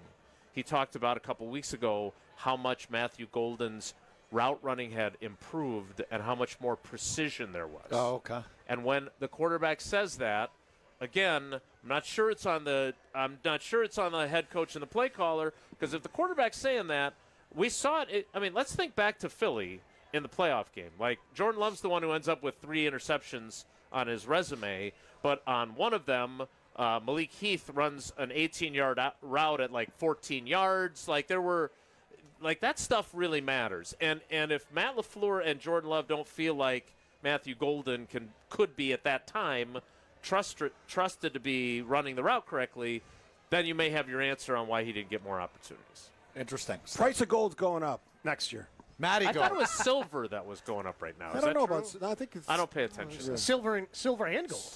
Now and now he's got a peppermint mine. It's our guy Yukon Cornelius. For those of you that didn't get that reference, wow, silver and gold. Yes, sorry. Steve, hope to see you back here in 2 weeks. That would be nice, because I always love coming up to Lambeau Field. It's one of my favorite places on earth, and I've been to a lot of places on earth. I've heard that. Yeah. He has. He's a world traveler. It's game day. You're heading up to Green Bay. Make a quick stop at Higher Love Cannabis Company, just over the border in Menominee, Michigan. Less than an hour from Green Bay. Award-winning, locally owned, organically grown, the best in the Midwest. Visit findhigherlove.com/CBD. That's findhigherlove.com/CBD for more information. The Jason Wilde Hour of Green Bay Game Day continues right after this. More Green Bay Game Day coming up on ESPN Wisconsin at 620 WTMJ. Wisconsin's Morning News is here for you every weekday morning starting at 6 a.m. Vince Petrano. Trump administration planning to resume garnishing the wages of some student loan borrowers who are in default. Eric Billstad. A Milwaukee police officer taken to the hospital after getting bit by a police dog. And traffic with Debbie Lozica. A couple broken down vehicles out there. Actually, there's a crash also on the off-ramp to 70th Street. The news you need to know. Wisconsin's Morning News on WTMJ. When you're injured, you want quick, specialized care, not a long ER wait. The orthopedic care specialists at Ortho ASAP treat fractures, sprains, strains, sports injuries, and more right away. With on-site x-rays and expert care, Ortho ASAP gets you back on track faster. Open 7 days a week with locations in Brookfield and Pewaukee, it's more affordable than the ER. Walk in, get treated, and get back to life. Ortho ASAP. There is a difference. Visit orthowisconsin.com. Oh no, there's only seltzer left, and it's passionberry almond fruit? Who comes up with these? Kick the aluminum can to the curb and mix up a cocktail you actually want with Tito's. It tastes great, it's gluten-free, and it's available in a variety of sizes for your convenience. The flavor abilities are endless. Tito's Handmade Vodka, the official spirit of whatever you want to drink. Distilled and bottled by 5th Generation Inc., Austin, Texas. 40% alcohol by volume. Savor responsibly. Looking for a new car, truck, or SUV? Now is the time to buy, because Ewald Automotive Group's year-end sale is here. We're saying yes to the lowest prices of the year on over 1,500 new and pre-owned vehicles. Yes to 0% financing. Yes to maximum trade values. And yes to no payments until 2026. Ewald's year-end sale. Now through year-end. Go to ewaldauto.com. To approve credit on select models. Interest accrues from date of purchase. Expires month end. At every meeting, at every new beginning, at every celebration, we make better happen. At Cousin Subs, better is more than just a word. It's a promise we serve at every party. Our customizable party boxes, box lunches, party chips, and dozen cookie boxes offer the options you need to please any crowd. Whatever the occasion, we will never settle for being just good enough. Order on our mobile app or online at cousinsubs.com. Cousin Subs, we believe in better. Can you feel it? It's the thrill of witnessing a walk-off grand slam, a game-winning touchdown, a buzzer-beating 3. Yeah, you know the feeling. And there's only one place to experience that raw exhilaration. Potawatomi Sportsbook. Catch all the action in a supreme space with dozens of sports betting kiosks, cool drinks, luxe seating, great food, fiery atmosphere, and a monster video wall. Become a legend at Potawatomi Sportsbook. More info online. Must be 21 to enter casino. At Capri Communities, they believe people of every age deserve to enjoy life. I recently moved my dad into a Capri community. He has gained such new independence. His falls have decreased, he's eating healthy meals, and going on great new adventures. Knowing Dad is in a great place really gives me the peace of mind I needed. And now, we're both enjoying life again. Give the care that has your parent enjoying life again at Capri Communities. Get started today at capricommunities.com. Winter in the Windy City. Time to drop off a few gifts. Miles Turner going downfield. He'll hammer it down.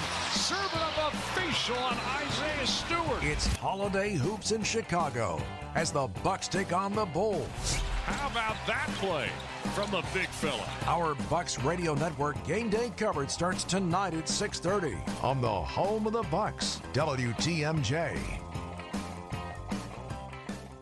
Welcome back to Green Bay Game Day, presented by Orthopedic Associates of Wisconsin on ESPN Wisconsin at 620 WTMJ.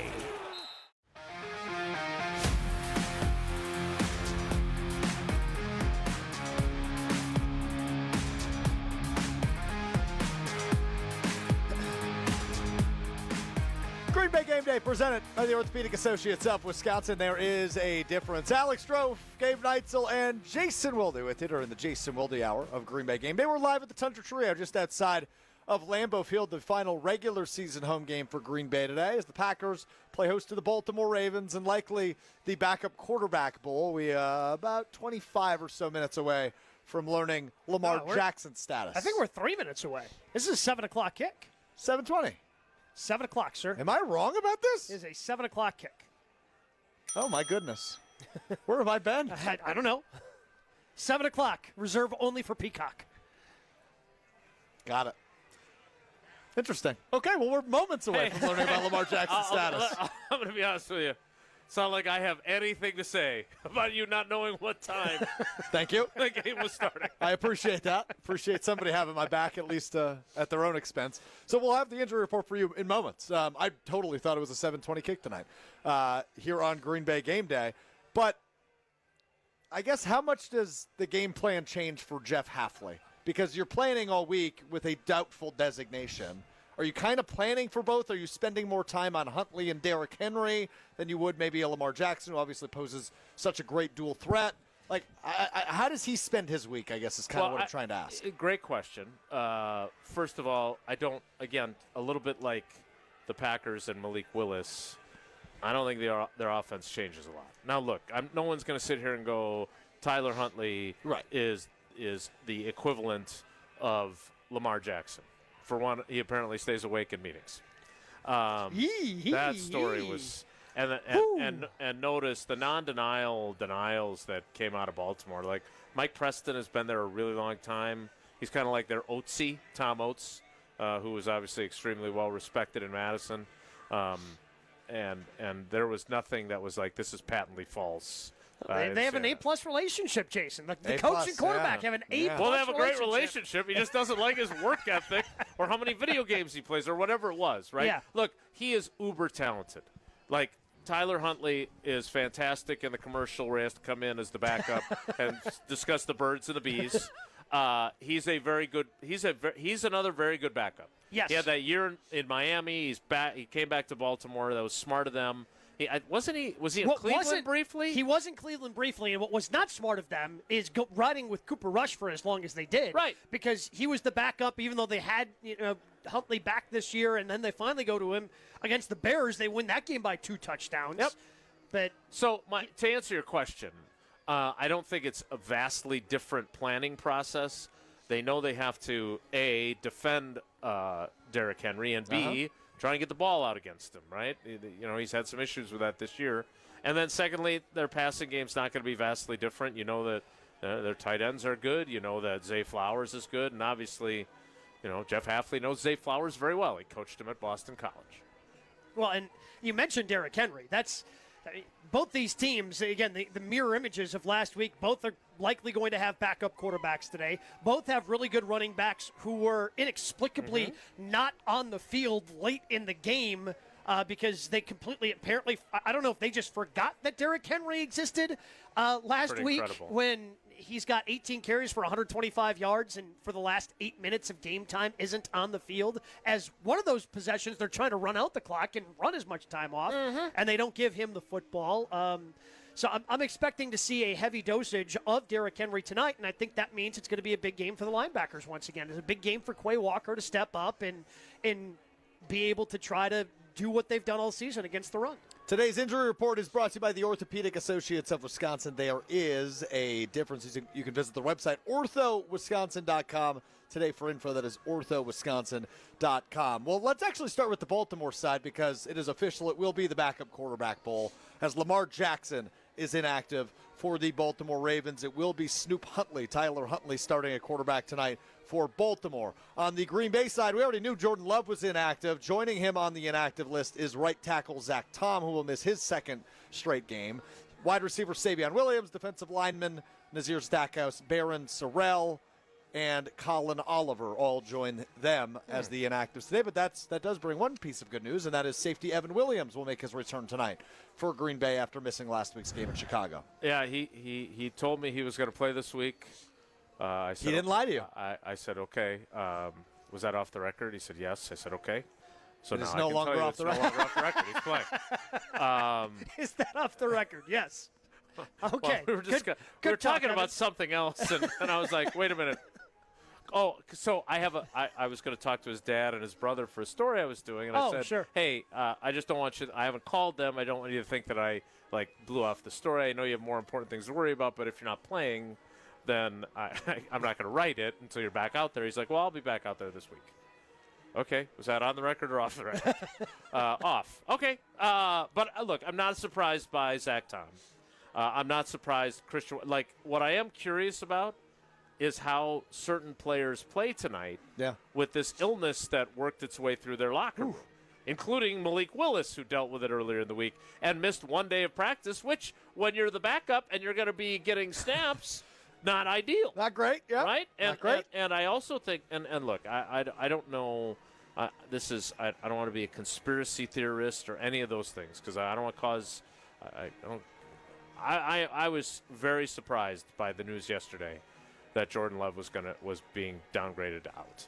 Now, again, Matt LaFleur had said that, I've had it before where guys are trending in the right direction, and then suddenly they show up and they have symptoms. Now, I was told, and I don't know what Rob told you earlier today, but I was told that he did not, suddenly have onset of symptoms again. That he just did not finish the protocol. So that's what Rob said. Us. Yeah, it was that he just didn't clear protocol. Because I asked, and I said this might be a dumb question because I do believe in dumb questions, and I do ask them. Yes, exactly. Me too.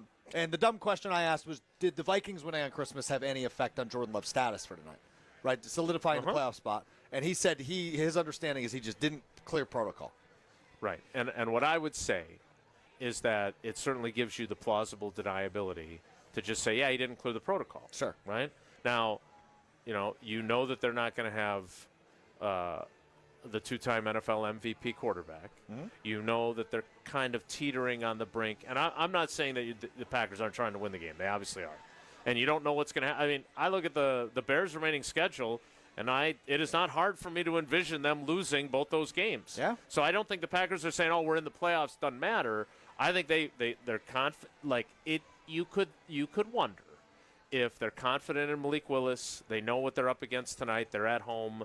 They had some reluctance about where Jordan was, but the weird thing was that he took part in all the practices, and he was in the locker room a bunch, giving out his Christmas presents, joking around with the guys. Like, he did not behave in the manner that you would expect from a guy who is probably not going to play because of concussion. And while all concussions aren't created equal, I mean, concussions to me in the NFL in 2025 are as black and white as injuries get.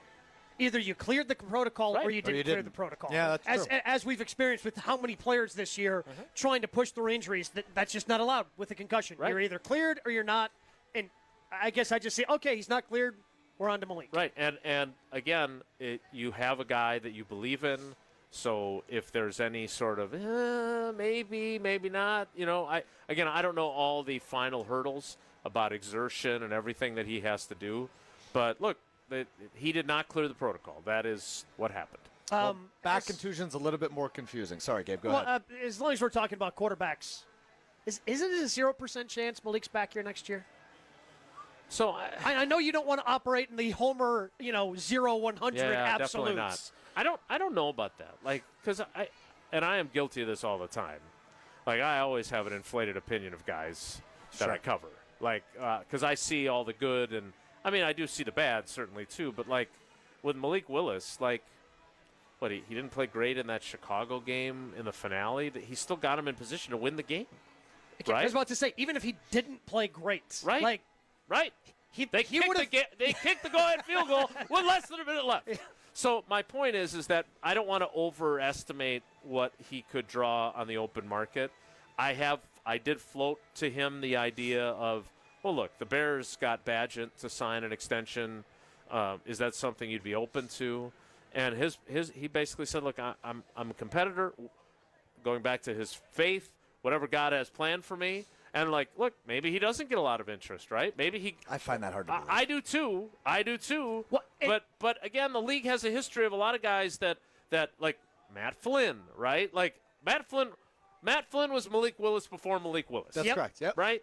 And yet he goes to a place, and this is what could happen to Malik, too. You go to a place that doesn't have a quarterback, then they draft a quarterback. That guy has a good offseason, and suddenly now you're back to being a backup. And you're not in a place where you had all your. Is that what they call that in the league? The old Matt Flynn? Is that what they call that? I don't think anybody calls it that. I think we should other start than that. Me. Matt Flynn has probably it might be my favorite tweet of all time. When somebody had just randomly tweeted, "Hey, remember when the Seahawks gave Matt Flynn all that money?" He wasn't tagged or anything. He just responded, "Yeah, that was awesome." He's one of I thought we were going to go down a Mitch Trubisky path there, and you had me worried. I'm not going to lie to you. No, he just responded, "No, that was awesome." That was awesome. When the Seahawks gave me all of that money. Yeah, well. But again, not that I'm expecting somebody to go, "Oh, Malik, you're going to be our guy next year." Right. But I would expect him to get low-end starter money and an opportunity to compete. And another reason why I feel that way, Jason, is because this quarterback draft class isn't going to be nearly as good as what people thought it was going to be heading into the college football season. So there aren't going to be as many quarterbacks available at the top of the draft, middle part of the draft. So, there are going to be some teams going, well, we still need somebody. Right. All right, let's go grab this guy who has looked good just about every time he stepped on the field. Think about all the teams that are going to need quarterbacks, too, right? Arizona's going to move on from Kyler Murray more than likely. Miami's going to move on from Tua more than likely. Which could also impact, though, like, again, when you're a first-round pick, like, no matter what you've done – yes. Everyone always thinks, well, once we get our hands on him, he's going to be different. So you're looking at Malik Willis as a glorified first-round pick because he was an early second-rounder, wasn't he? No, he was a third-round pick. It's one of the best Taushisms out there. Right. Yeah, and it's true. first-round picks constantly have to prove they don't belong in the league. Seventh-round picks have to constantly prove that they do. So what I'm saying about Malik Willis is, Tua's going to go somewhere else. Yeah, he's going to play one of those openings. And Kyler Murray's going to go somewhere else. So it's going to be a musical chairs thing. Again, I am not, as much as I enjoy Malik in the locker room, he's Sydney's favorite player, which I find fascinating. She was wearing her jersey when I left to come here. She's going to be asleep by the time the game starts. She has a Malik Willis jersey? She does, yeah. Oh, wow. Yep. So my point is that he should. I wouldn't go 100% he's gone. Yeah. But I would think so. But again, the one thing I would caution him on, and I would say this to his face, and he'd say, "Thank you, Jason, but I don't really need your advice," would be that, look, make sure it's the right situation. Yep. Right? Go to a place with a good coach, with a good system. Don't go somewhere where you have to be the hero to save them, because that's not a great recipe. Well, because, again, I think we're seeing what we're going to see tonight is how valuable that backup quarterback position can be. And you just look across the field, and you wonder how differently tonight's game might be had they gone to Snoop Huntley earlier in the season instead of trying to ride it out as long as they did. Dude's been to a Pro Bowl. Rush. Say what you want about the Pro Bowl, but he did end up in one. And I would spend money on that position. Because especially with, Aaron Rodgers broke his collarbone twice. Yep. Right? Brett Favre never missed anything. We all know that. But, boy, in 2025. It's a different world. The fact that they escaped the season with Sean Clifford as the backup as a rookie. Remember, that's what they did in 2023. They were very fortunate. That was a risky move. Sure was. Hey, Tito's Handmade Vodka, America's favorite vodka for a reason, distilled 6 times till it's just right. Tito, known for great vodka, giving back and doing good for dogs. Distilled and bottled by 5th Generation Inc., Austin, Texas, 40% alcohol by volume. Savor responsibly. An abbreviated version of the world's greatest radio game.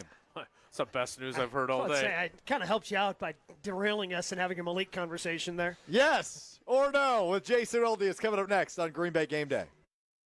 More Green Bay Game Day coming up on ESPN Wisconsin at 620 WTMJ.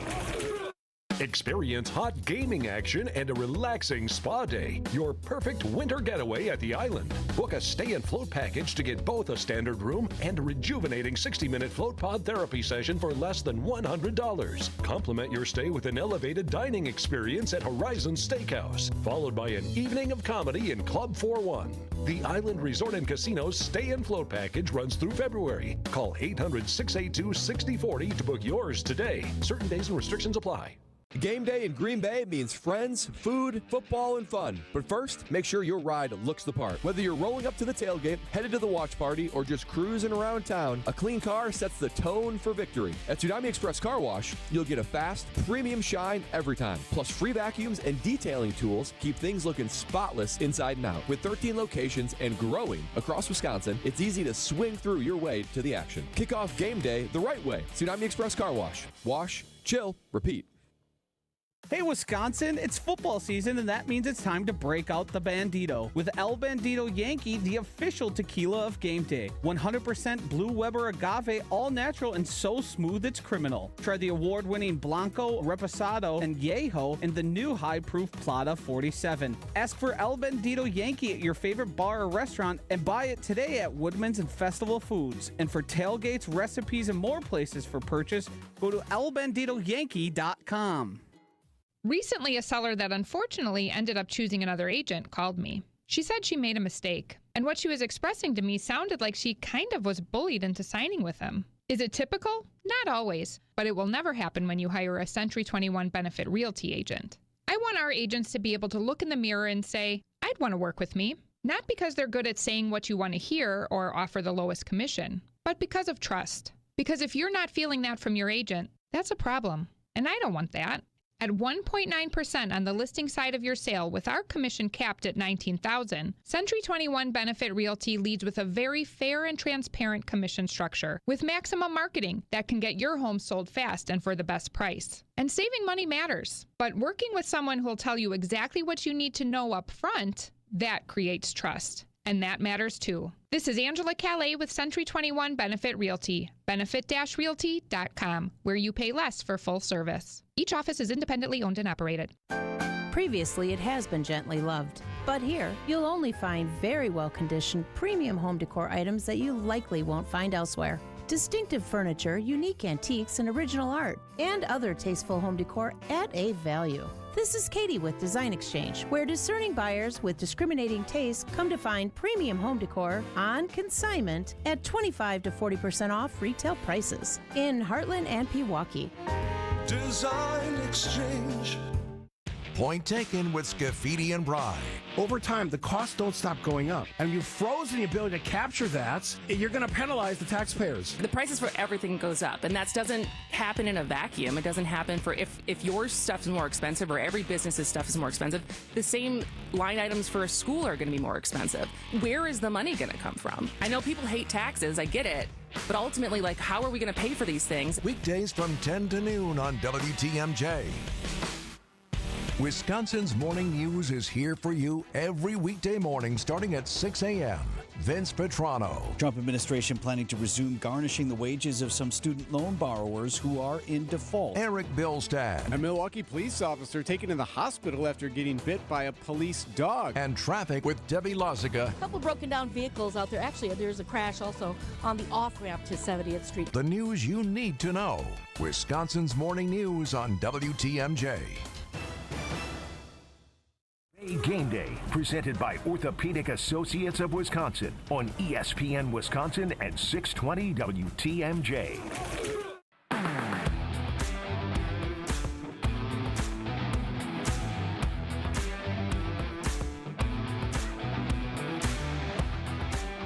Green Bay Game Day continues live from the Central Trio just outside of Lambeau Field. I'm Alex Strofe alongside Mr. Worldwide Gabe Neitzel and the three-time Wisconsin Sports Writer of the Year, Jason Wilde. And it wouldn't be Green Bay Game Day for maybe the final time in person in 2025 without, I'm sick of both of you. Yes or no with Jason Wilde. Will today be the day there are black and white answers from our most respected journalist? Possibly. I think we shouldn't be greedy. Maybe. You would certainly hope so. It's time for Yes or No with Jason Wilde. Let's start here after a bad performance last week for him. Yes or no, Keyshawn Nixon, the Packer, that needs to bounce back most tonight against Baltimore? Who else would be in the running for that? Romeo Doubs. Look, I wish I had more information on what happened on the game-tying touchdown, because it feels to me like that's the one play. And I'm not saying it escaped scrutiny, but we kind of didn't pay. It was fourth down. Yeah. You get that. It is totally Seattle 2.0. This time there were 5 things as opposed to 9 things that had to go wrong. But that's one of them. You got the stop on third down. You stop them there. You've got a great play call, right? I mean, Brenton Cox is in Caleb Williams' lap. He's got his hands on him as he throws that ball. If there's anybody even in the same zip code, it's over. I was expecting at some point this week somebody would have said something about what happened, much like the 2015 Arizona game, where everybody thought it was Julius Peppers' fault that that Larry Fitzgerald broke free in the playoff game in overtime, and almost immediately, and that was in a playoff game. It's not like we had an entire week for someone to come clean. No, we found out that week no, Julius just happened to be there because he was trying to cover for somebody else. That ain't on Julius. Right. I was hoping that somebody would go, hey, here's what's supposed to happen. Here's why it didn't happen. But for whatever reason, that didn't happen. We were told that it's schematic that they didn't want to say because they don't want you. But it sure looked to me like those two are supposed to switch, and Nixon's supposed to go with Walker. That's how it looked to me. I don't play Madden. I don't know enough about all these types of newfangled routes, but that's sure how it looked to me. Why'd you point at me when? Because you're young. Yeah. Maybe you don't play Madden? No, the only video game I play is WWE. Okay. Didn't see that one coming. Love the WWE video games. Love them. All right, we will wrap up. That's just one today. Just one for you today. That's because you didn't. That's because you mismanaged the clock. You I thought the game totally was mismanaged the clock. Yeah, thought the game started at 7:20. It's a 7 o'clock. Why would they change that? It was 7:20 last week. This is why you have to read the entire press release when they send them out. Shut up, It's at Gabe. the beginning. It's like the first thing. Look, all right, I'll admit, not one of my proudest moments in my radio career. Sure. Well, we've all had them. Bungling the game time on the pregame show. Kind of an important detail when you're doing this gig. In fairness to me, I at least knew what time the game was the week I showed up late. You just didn't know what time you were on. Yes, exactly. Yeah. Well, we're not a mistake-free program. We've never claimed to be. No, it's an imperfect game. That's what Matt LaFleur always tells us. Yeah. It's an imperfect pregame show, which continues right after this as we wrap up the Jason Wilde Hour on Green Bay Game Day. Stay right here. Green Bay Game Day will be right back on ESPN Wisconsin and 620 WTMJ. Can you feel it? It's the thrill of witnessing a walk-off grand slam, a game-winning touchdown, a buzzer-beating 3. Yeah, you know the feeling. And there's only one place to experience that raw exhilaration.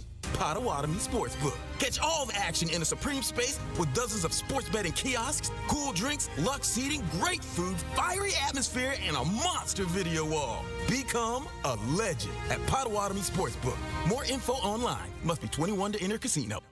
I'm very familiar with Gruber Law Offices because they're always out in the community. Gruber Law Offices are known to be honest, hardworking. They're always involved in our neighborhoods. Gruber Law Offices make our community a better place. They are the best. For nearly 40 years, Gruber Law Offices has helped people throughout Wisconsin. If you're injured, we're here to help.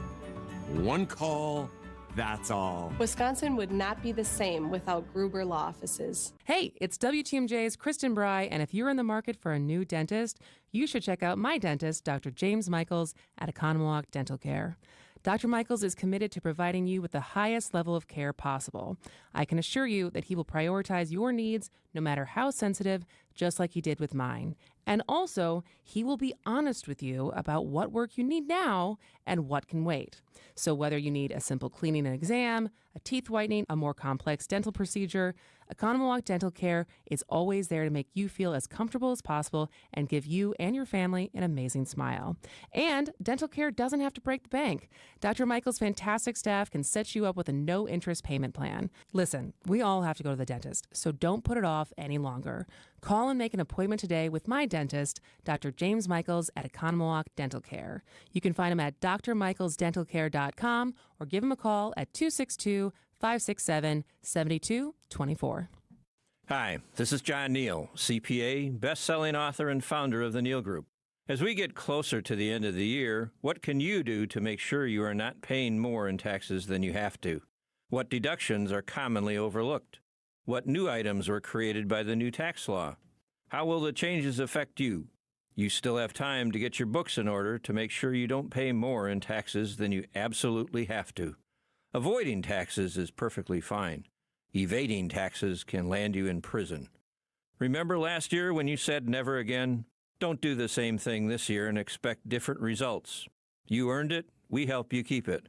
Call 414-325-2040 now to set up a meeting to see how you can take advantage of all the tax laws. Don't be surprised again on April 15th.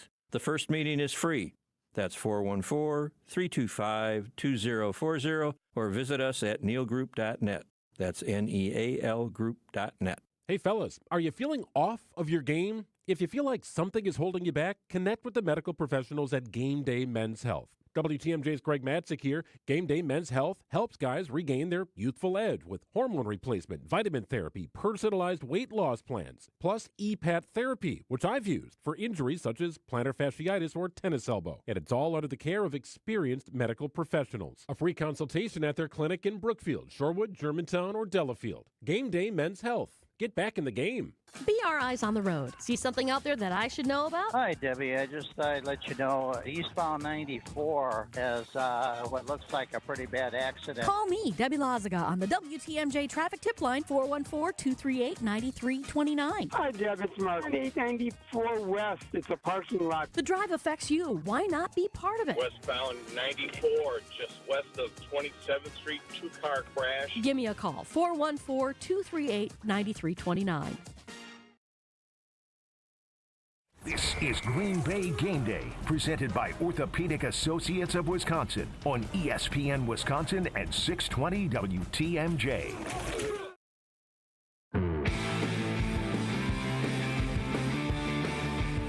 Couple minutes left in the Jason Wilde hour. Green Bay Game Day, just over an hour away from kickoff here at Lambeau Field. It's Packers and Ravens, Week 17 of the NFL season, the regular season home finale for Green Bay. Do you think they're going to host a game?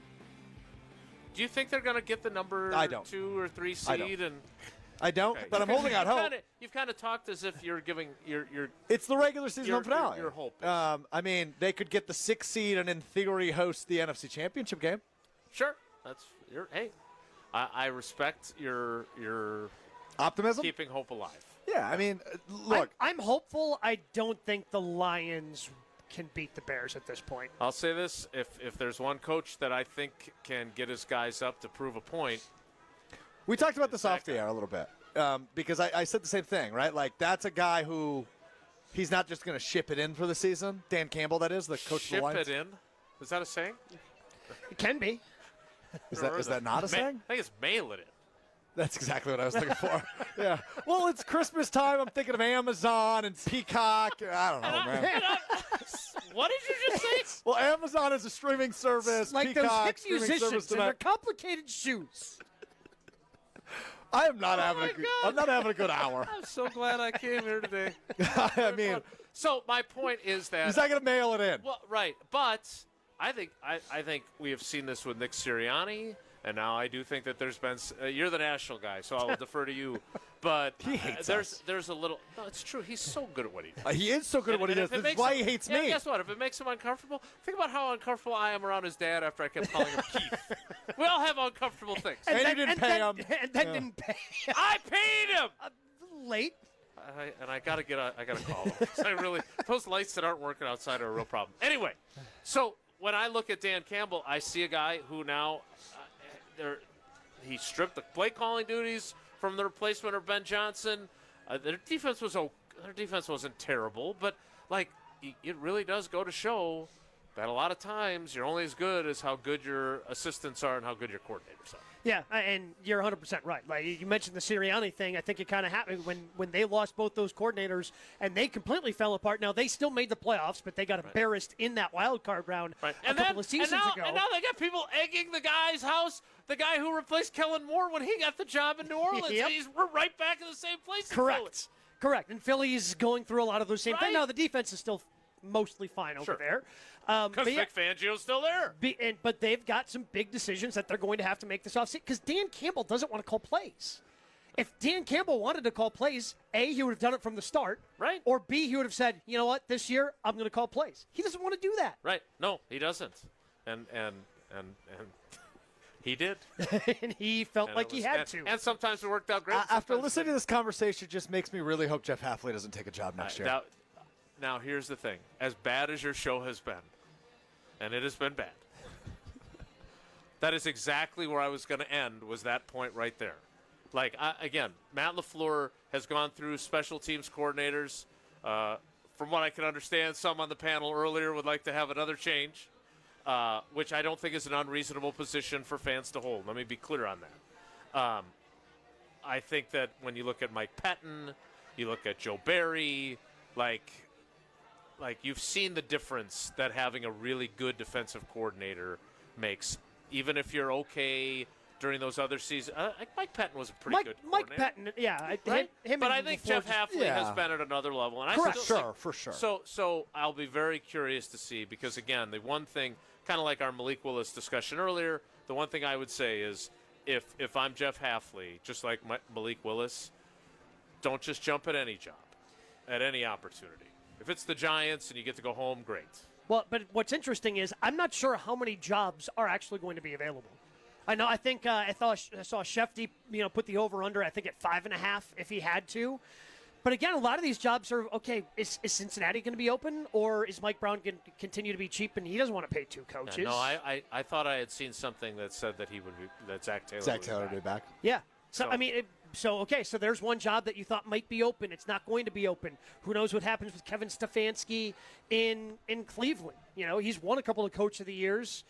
Are they going to run him out of town? I don't know. I don't think, as we sit here with 2 weeks left in the regular season, there's a lot of clear-cut jobs that are going to be open other than the 2 that are already open. Yep, that's fair. Well, I hope you're right. And again, the less amount of jobs that are available, the more likely it is Jeff Hafley's still here.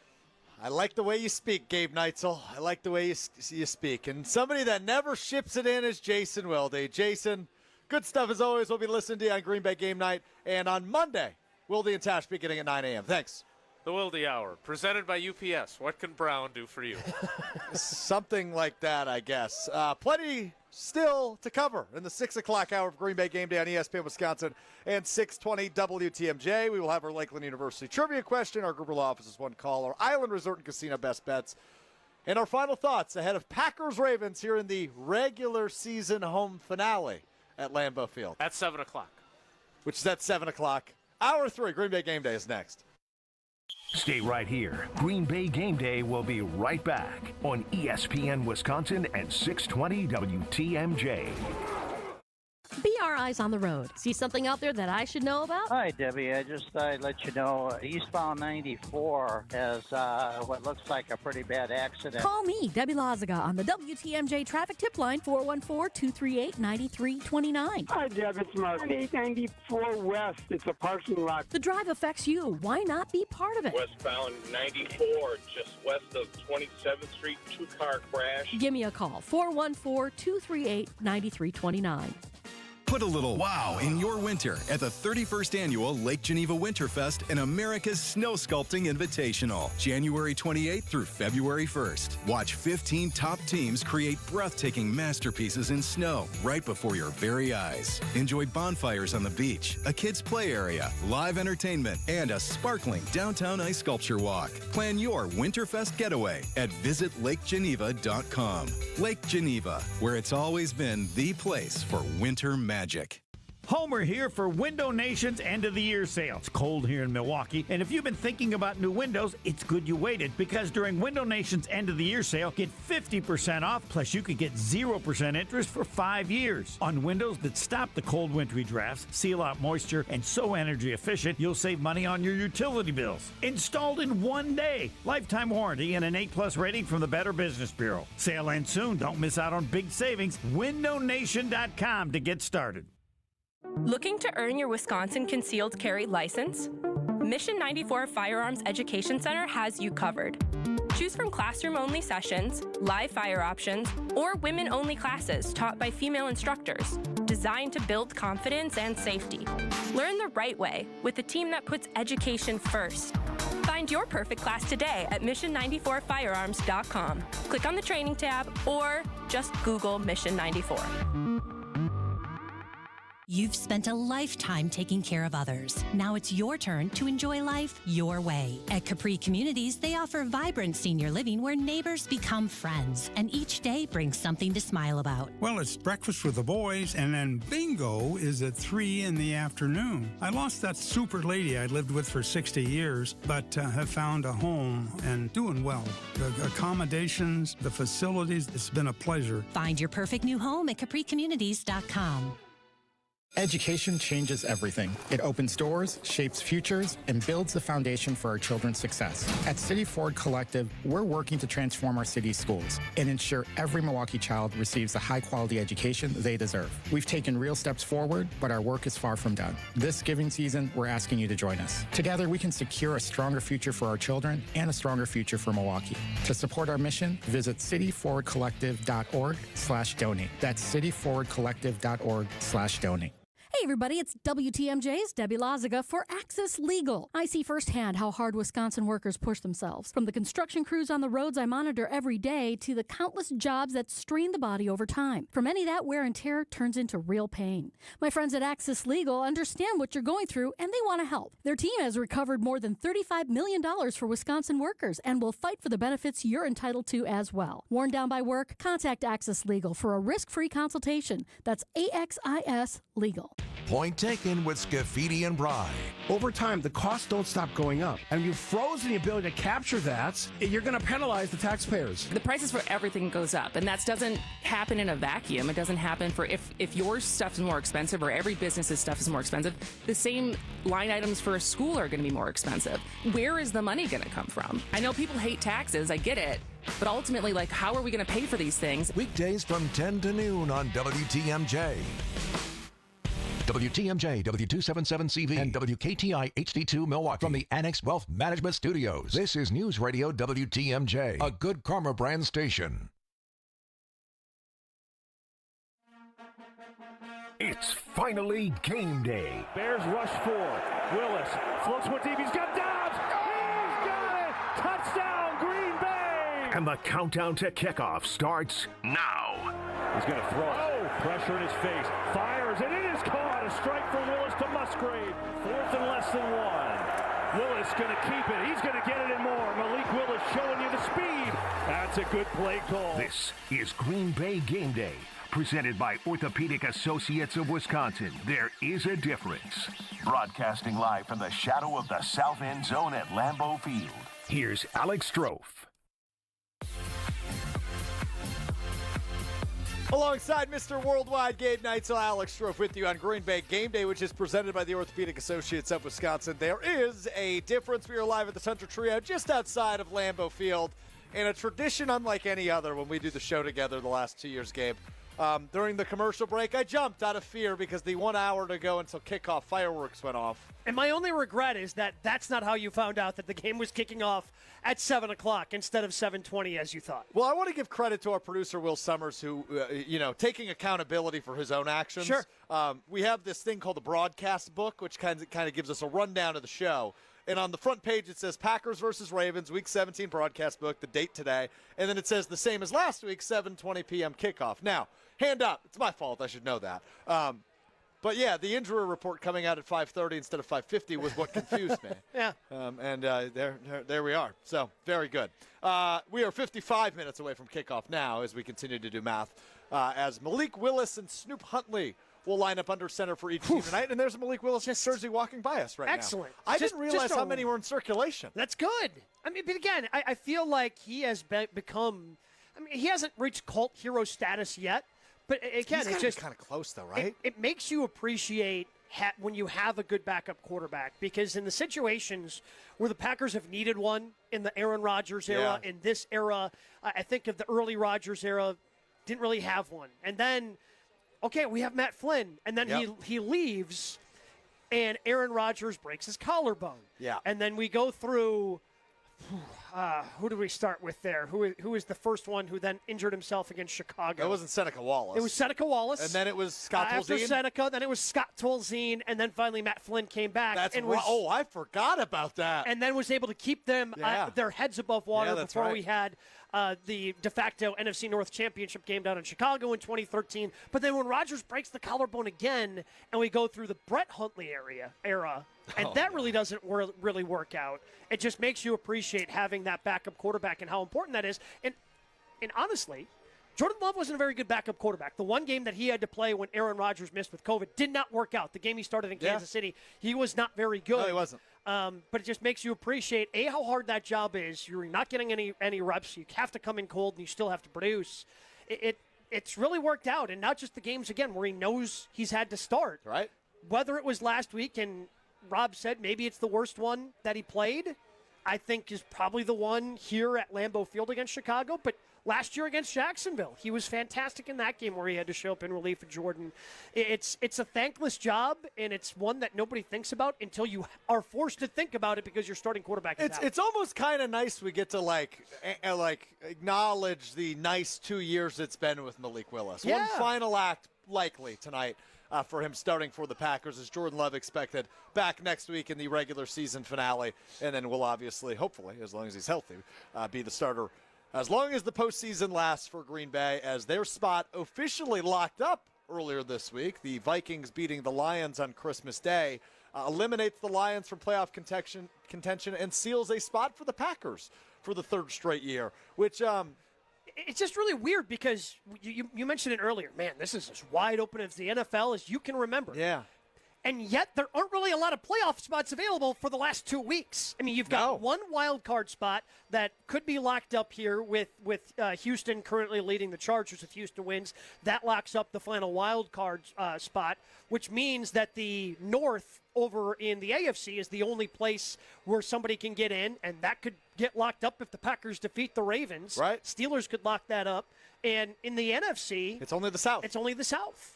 That's the only spot. So it's not like there's a lot of playoff berths on the line. Great point by you, I guess. But it feels of the 14 teams that will get in. Oh, yes, it's wide open. It certainly is. But again, as wide open as it is, usually a lot of these playoff spots are coming down to that last week, and you have so many different scenarios that can play out. Right. I mean, there is a realistic possibility that we go into next week knowing all 14 teams. Yeah. That possibility exists. Again, now where they are and where you have to go, the seeding is still up for grabs. But the fact that you know the 14 teams in the field, it's just crazy. And for those of you that are just joining us, we went over this in the first hour of the program, but there's only 8 teams that can get in the NFC. We know 6 of them. The only one we don't know, as Gabe just alluded to, is the NFC South winner. Right now, Carolina's in the driver's seat. They are at 8-7. Tampa Bay is 7-8. The winner of that division will be the 4th seed in this year's NFC playoffs. Now, for the Packers, they are currently the 7th seed. They could get to as high as the 2 seed. Yes. They could also be the 6th seed in the wild card. I think they could also technically still be the 5 seed, but that's very unlikely because you're looking for somebody to lose out if you want to move. Statistically speaking, I believe the 5th seed is the least likely. The 7 is the most. I believe 3 is second, 2 is third.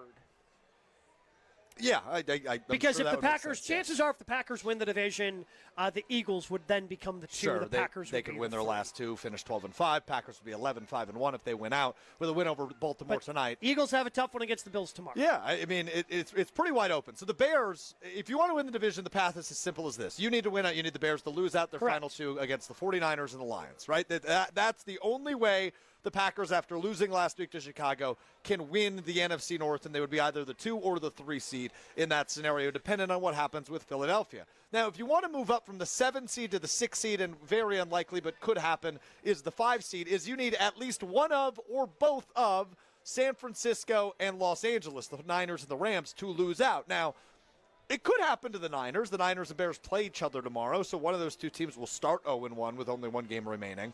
The final game for the Niners is the Seattle Seahawks, who are currently the NFC's number 1 seed. Will they have anything to play for next week, though, is the question there ultimately. So you are rooting for somebody to lose out if you don't want to be the 7th seed for the 3rd straight year.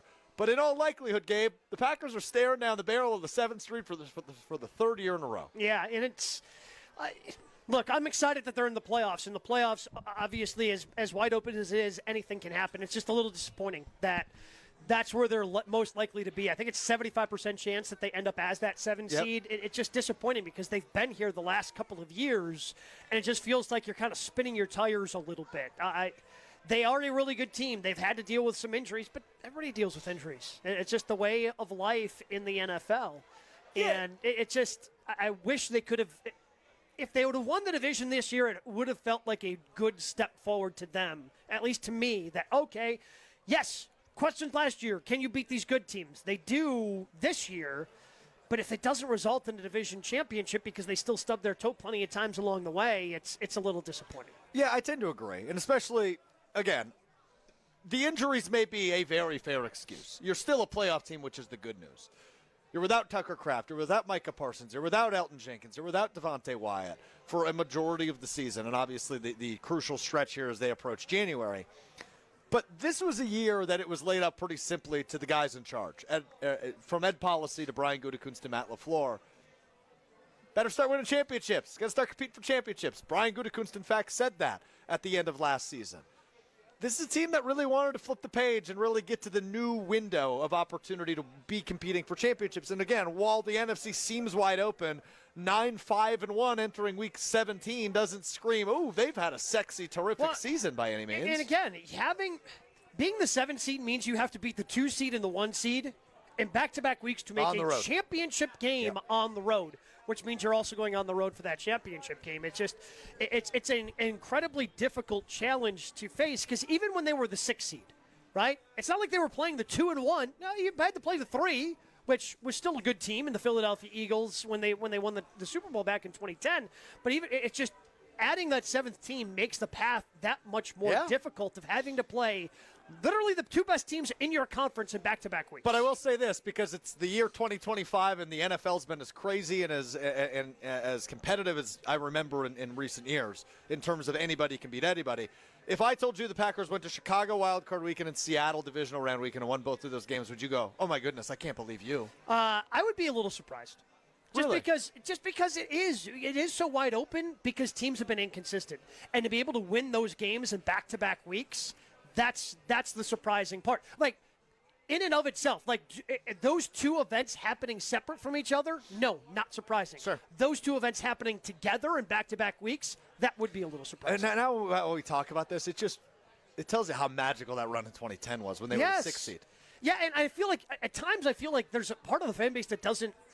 I don't want to say they don't appreciate the championship, but they're like, oh, yeah, I mean, we just did that back in 2010. It's a thing that we did. No, it's unheard of. It's really hard to do, and a lot of teams haven't done it. That's why winning your division, getting home playoff games, even if Lambeau Field isn't the same home field advantage it was back in the 90s, it's still an advantage to play in that building, and it's a reward for having a good regular season. Trivia brought to you by Lakeland University, Wisconsin's leader in flexible, personalized education. Whether you're just starting college, finishing your degree, or balancing work and family, Lakeland lets you earn your degree your way. Lakeland University, experience it your way. 2018 was a weird year for the Packers. Okay. It's the final year of Mike McCarthy. Yes. At the trade deadline that year, they sent 2 players out from Green Bay to 2 other teams. One of them was Baltimore, who they play tonight. Can you figure out who those 2 players they traded out at the deadline were right off the top of your head? No, I can't remember. All right, we're going to give you the commercial break. Okay. Here's my hint. I owned both of their jerseys. It was a devastating day for my closet. We will reveal that answer. Hit our Gruber Law Office's One Call and our Island Resort and Casino Best Bet. All still ahead when we wrap it up on 620 WTMJ. With you until 7 o'clock on ESPN Wisconsin, right here on Green Bay Game Day. More Green Bay Game Day coming up on ESPN Wisconsin at 620 WTMJ. Point taken with Scafidi and Bry.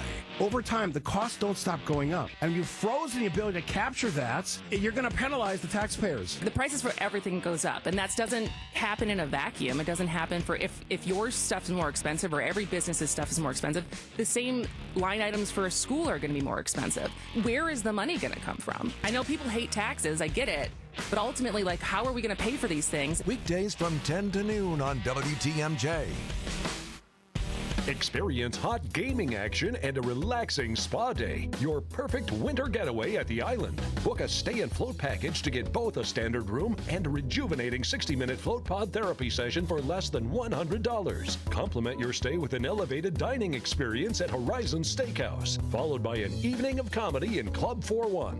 The Island Resort and Casino's stay and float package runs through February. Call 800-682-6040 to book yours today. Certain days and restrictions apply. The grill is hot, the crowd is loud, and the flavor? That's all Coops Mustard. Hey, it's Alex Stroh. For over 125 years, Coops has been the MVP of Game Day Eats with 14 bold flavors that make every brat, burger, and pretzel a championship bite. Because Coops isn't your ordinary mustard. It's extraordinary mustard. The kind that turns tailgates into traditions and touchdowns into taste bud celebrations. This football season, bring the bold, bring the flavor, bring Coops. Coops Mustard, spreading the love since 1897. Recently, a seller that unfortunately ended up choosing another agent called me. She said she made a mistake, and what she was expressing to me sounded like she kind of was bullied into signing with him. Is it typical? Not always, but it will never happen when you hire a Century 21 Benefit Realty agent. I want our agents to be able to look in the mirror and say, I'd want to work with me. Not because they're good at saying what you want to hear or offer the lowest commission, but because of trust. Because if you're not feeling that from your agent, that's a problem, and I don't want that. At 1.9% on the listing side of your sale with our commission capped at $19,000, Century 21 Benefit Realty leads with a very fair and transparent commission structure with maximum marketing that can get your home sold fast and for the best price. And saving money matters, but working with someone who will tell you exactly what you need to know up front, that creates trust. And that matters too. This is Angela Calais with Century 21 Benefit Realty, benefit-realty.com, where you pay less for full service. Each office is independently owned and operated. $1 in today's world doesn't go far unless you're spending it at Griffin. Because for just $1 over cost, you can buy brand new tires from us. Buy one or a whole set. This is Jim Griffin. Any major brand. We'll put you in new tires for just $1 over our cost with free tire repair and lifetime rotation. That's right, $1 over cost, and we'll even show you the invoice to prove it. So what's the catch? There's really no catch. You don't have to buy a car or a truck from us. We'd like it if you did, but our only requirement is we put them on for you. Buy one, two, or a set of four. The $1 deal at Griffin.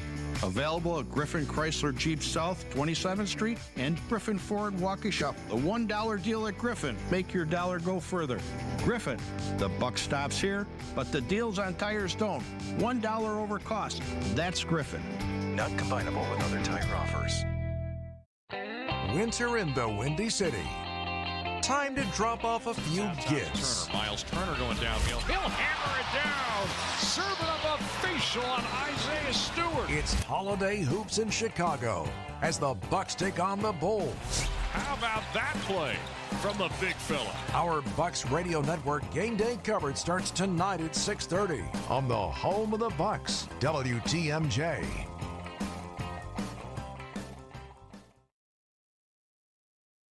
Is Green Bay Game Day, presented by Orthopedic Associates of Wisconsin on ESPN Wisconsin and 620 WTMJ.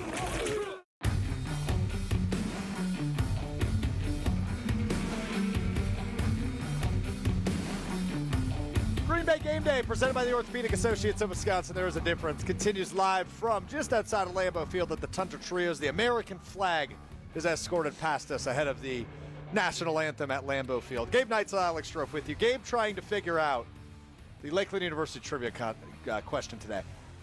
Two trades made at the NFL trade deadline for the Packers. They sent players out, one defensive player, one offensive player, and one of those players wound up as a Baltimore Raven. I am completely blanking on who they sent out. They sent no.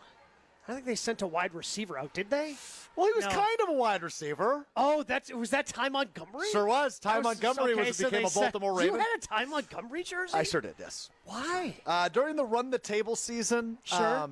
And he converted to running back, I just fell in love with him. And I had a friend that worked at the pro shop at the time, okay. So she let me use her discount. So I got a Ty Montgomery jersey, and then the other one was a safety. He was a first-round pick. Oh, that's when did they send out Demarius Randall? No. That would have been too late. Too late, yeah. Yeah, Demarius Randall was before that. This was maybe the first-round draft pick I was most excited about, maybe up until Jordan Love. Ha-ha? You got it. Ha-ha to Washington, yeah. Weird trade deadline that year. All right, let's take a look at our Gruber Law Office's one call. Gruber Law Offices has a reputation for winning. Their experienced and powerful team works tirelessly to help people and families seriously injured in accidents by providing the best care and service. There's never a fee until your case is won. Gruber Law Offices has been serving the state and people of Wisconsin for over 35 years. Gruber Law Offices, one call. That's all. Gabe, this is a weird game. It really is. And it's been a weird week already in the NFL. We have 3 games on Christmas, all featuring backup quarterbacks. Yep. We've got 2 backup quarterbacks being featured in this game, making up for the one that doesn't have any backup quarterbacks going on right now, where the Texans lead the Chargers 20-10 with 3.5 minutes left. But I think because some of the weapons offensively are fine. Yeah, Mark Andrews is really good. I think Mark Andrews is good. Isaiah Likely is a good tight end as well. But the wide receivers aren't like world beaters for the for the Baltimore Ravens. Zay Flowers is good. He's had his Rashad moments, Bateman, they're solid. They're good. But I don't think that the Packers fear them, so I think they're going to completely sell out and dare Snoop Huntley to beat them, which I don't think he can, because Jeff Hafley's going to have this defense ready. My one call is they hold Derrick Henry to under 75 yards rushing tonight. I like it. Now, as you were going through all of that, I was just imagining the Baltimore version of Gabe Neitzel saying the same exact thing about Malik Willis. Oh, yeah. And the Packers offense. Yeah. That none of those weapons scare you. Now, I would say when healthy, the way that Christian Watson has played this year, I think he is the best wide receiver in tonight's game. Again, not a very high bar to clear. No. I think Zay's got 1,000-yard season under his belt. Yep. And, Mark Andrews is the best tight end in this game. by far. Yeah, oh, well, yeah, without Tucker Kraft on the field, absolutely. But again, not a very high bar to clear. So, yeah, Right. Baltimore's probably thinking the same thing. But the problem is Baltimore, their offensive line just hasn't been very good this year at times. And I think the Packers' offensive line, outside of one play, which unfortunately got Malik Willis hurt from Morgan last week, I feel like their offensive line played incredibly well in that game. And even though they don't have Zach Tom again tonight, I feel like they are still gelling as a unit. And Jordan Morgan was able to step in and play. I thought he was good. Tackle. There was one play making the rounds on Twitter where he just got blown up last week. Well, yeah, that was the play where Malik got hurt. Oh, I didn't realize that. Okay. That was that makes sense. He was the last play of the regulation. So, then I completely agree with your point. Other than that, I thought he played well because we didn't really hear from him, right? And that's always a good sign when you're evaluating offensive line. They ran the ball play. well. Whatever they wanted to do last week, they were basically able to do until they got into the red zone. Right. Yeah, I totally agree. So that will be something that's interesting to watch. I think I've tried this twice this year. I'm going to try golden touchdown. That's the one. Am I that easy to figure out? Well, you said you're going to try it again, and I feel we were both on the Matthew Golden. Hey, this is the game. He's finally going to score a touchdown. I guess I trained for like the first 8 weeks. Yes, of the season. correct. And we gave up for a while. I'm going back to it tonight. I think tonight's the night Matthew Golden finally gets into the end zone for Green Bay, but I say that with a little bit of an asterisk because I'm not entirely sure what to expect from a Romeo Doubs snap count. Something that you brought up earlier is something that bothered, I think, a lot of people, and that was, well, was he actually injured or did he give up on his guys? Yeah. And maybe he was actually injured, and I'm totally wrong on this. But I'm interested to see what his place in the offense is tonight after a crucial mistake that led to a loss last week. And I don't know what his attitude's been, but he's had attitude issues in the past, obviously not showing up for work last year. If Romeo is not heavily featured in the offense, then Matthew Golden better be. And tonight might be a good opportunity, despite the fact they're not going to throw the ball a whole ton with Malik Willis starting at quarterback, I guess, dependent on how the game goes. But I still think he's going to have some opportunity, whether that's in the intermediate or a long ball. I guess with what he did, Matthew Golden, against Denver and having some 3 big catches there, made me hopeful. And that's, honestly, with Jordan being out, I think that kind of stunts the growth a little bit of Matthew Golden. Because it seemed like they were starting to get on the same page. And Golden obviously hasn't had as many reps, and then the illness prevents Malik Willis from practicing, so they get even less reps throughout the course of the week. So I hope you're right. I'm hoping that finally happens for Matthew Golden, but I guess don't know if they're on the same page the way that some of these other guys, like Romeo Doubs, like Jaden Reed, those are guys Watson, obviously. Christian Watson, that Malik feels a little bit more comfortable throwing to versus Matthew Golden. Yeah, I guess I won't argue with that. I'm interested to see exactly what the game flow looks like from an offensive perspective. Are you trying to play keep away? Are you trying to dominate time of possession? Are you just trying to run the ball as much as you can? But Matthew does have that athleticism where we've seen, probably a little too much early this season where they were getting him the ball behind the line of scrimmage, and they gave him the ball once or twice last week on end arounds. Yep. So he's still somebody that they recognize the athleticism, they recognize the home run potential. While he hasn't hit any yet this year, they're still trying to make it happen, even if Malik isn't going to be as comfortable throwing him the ball as some of these other guys who have been here. All right, we've got just over 2 minutes left with you on 620 WTMJ. We'll continue on ESPN Wisconsin until just before kickoff. So real quick, I want to give you my best bet, which is presented by the Island Resort and Casino, which is a premier resort destination, the largest north of Milwaukee, with everything you like to do in one awesome location. Visit their website, islandresortandcasino.com, to book your total experience today. You mentioned this in your one call, and I just feel like it's important to bring up. Okay. Derrick Henry's line is 74.5 rushing yards. And you said they're going to hold him to under 75. Yeah. So I guess I would take the under. I guess you should put your money on that one. I would take the under. 74.5, oddly, his line. This one I'm just a little bit confused by, which is why it's my best bet. Josh Jacobs' line is only 52.5 rushing yards tonight. And because he could still be dealing with the after effects of the knee injury, but he's not on the injury report. They kind of took him out of the game, and it upset him last week after he fumbled in the third quarter, but we know he was dealing with the injury a little bit. Again, I'm confused by that low line at 52.5. The Ravens' defense this year hasn't been to the level of what you think of when you think of Ravens' defense, and now it has gotten better as the season has gone along. They give him some big numbers earlier this year, but they are 27th in total yards this year, 16th in points. So, again, they're one of the best defenses. Once you get into the red zone, they're very bend but don't break. But that has nothing to do with the yardage. That's a low yardage. It's a low yardage. I wish I could go cash in on that right now. Well, I might have to take a look at some of the action up here in the Green Bay area, man. There we go. I love it. All right, that will do it for us. You've got Bucks basketball coming up next on 620 WTMJ, including the return of Giannis, it sounds like, at Fiserv Forum tonight. So Bucks basketball is coming up next on 620 WTMJ, coming up at the top of the hour on ESPN Madison. But ESPN Madison, ESPN Beaver Dam, ESPN Milwaukee going to stick with Gabe and I for about another half an hour or so as we continue to preview this regular season home finale for the Green Bay Packers as they host the Baltimore Ravens, looking to cap the Malik Willis era, likely with a win here at Lambeau Field. Bucks basketball is next on 620 WTMJ. Gabe and I continue with you, previewing Packers-Ravens after this on ESPN Wisconsin.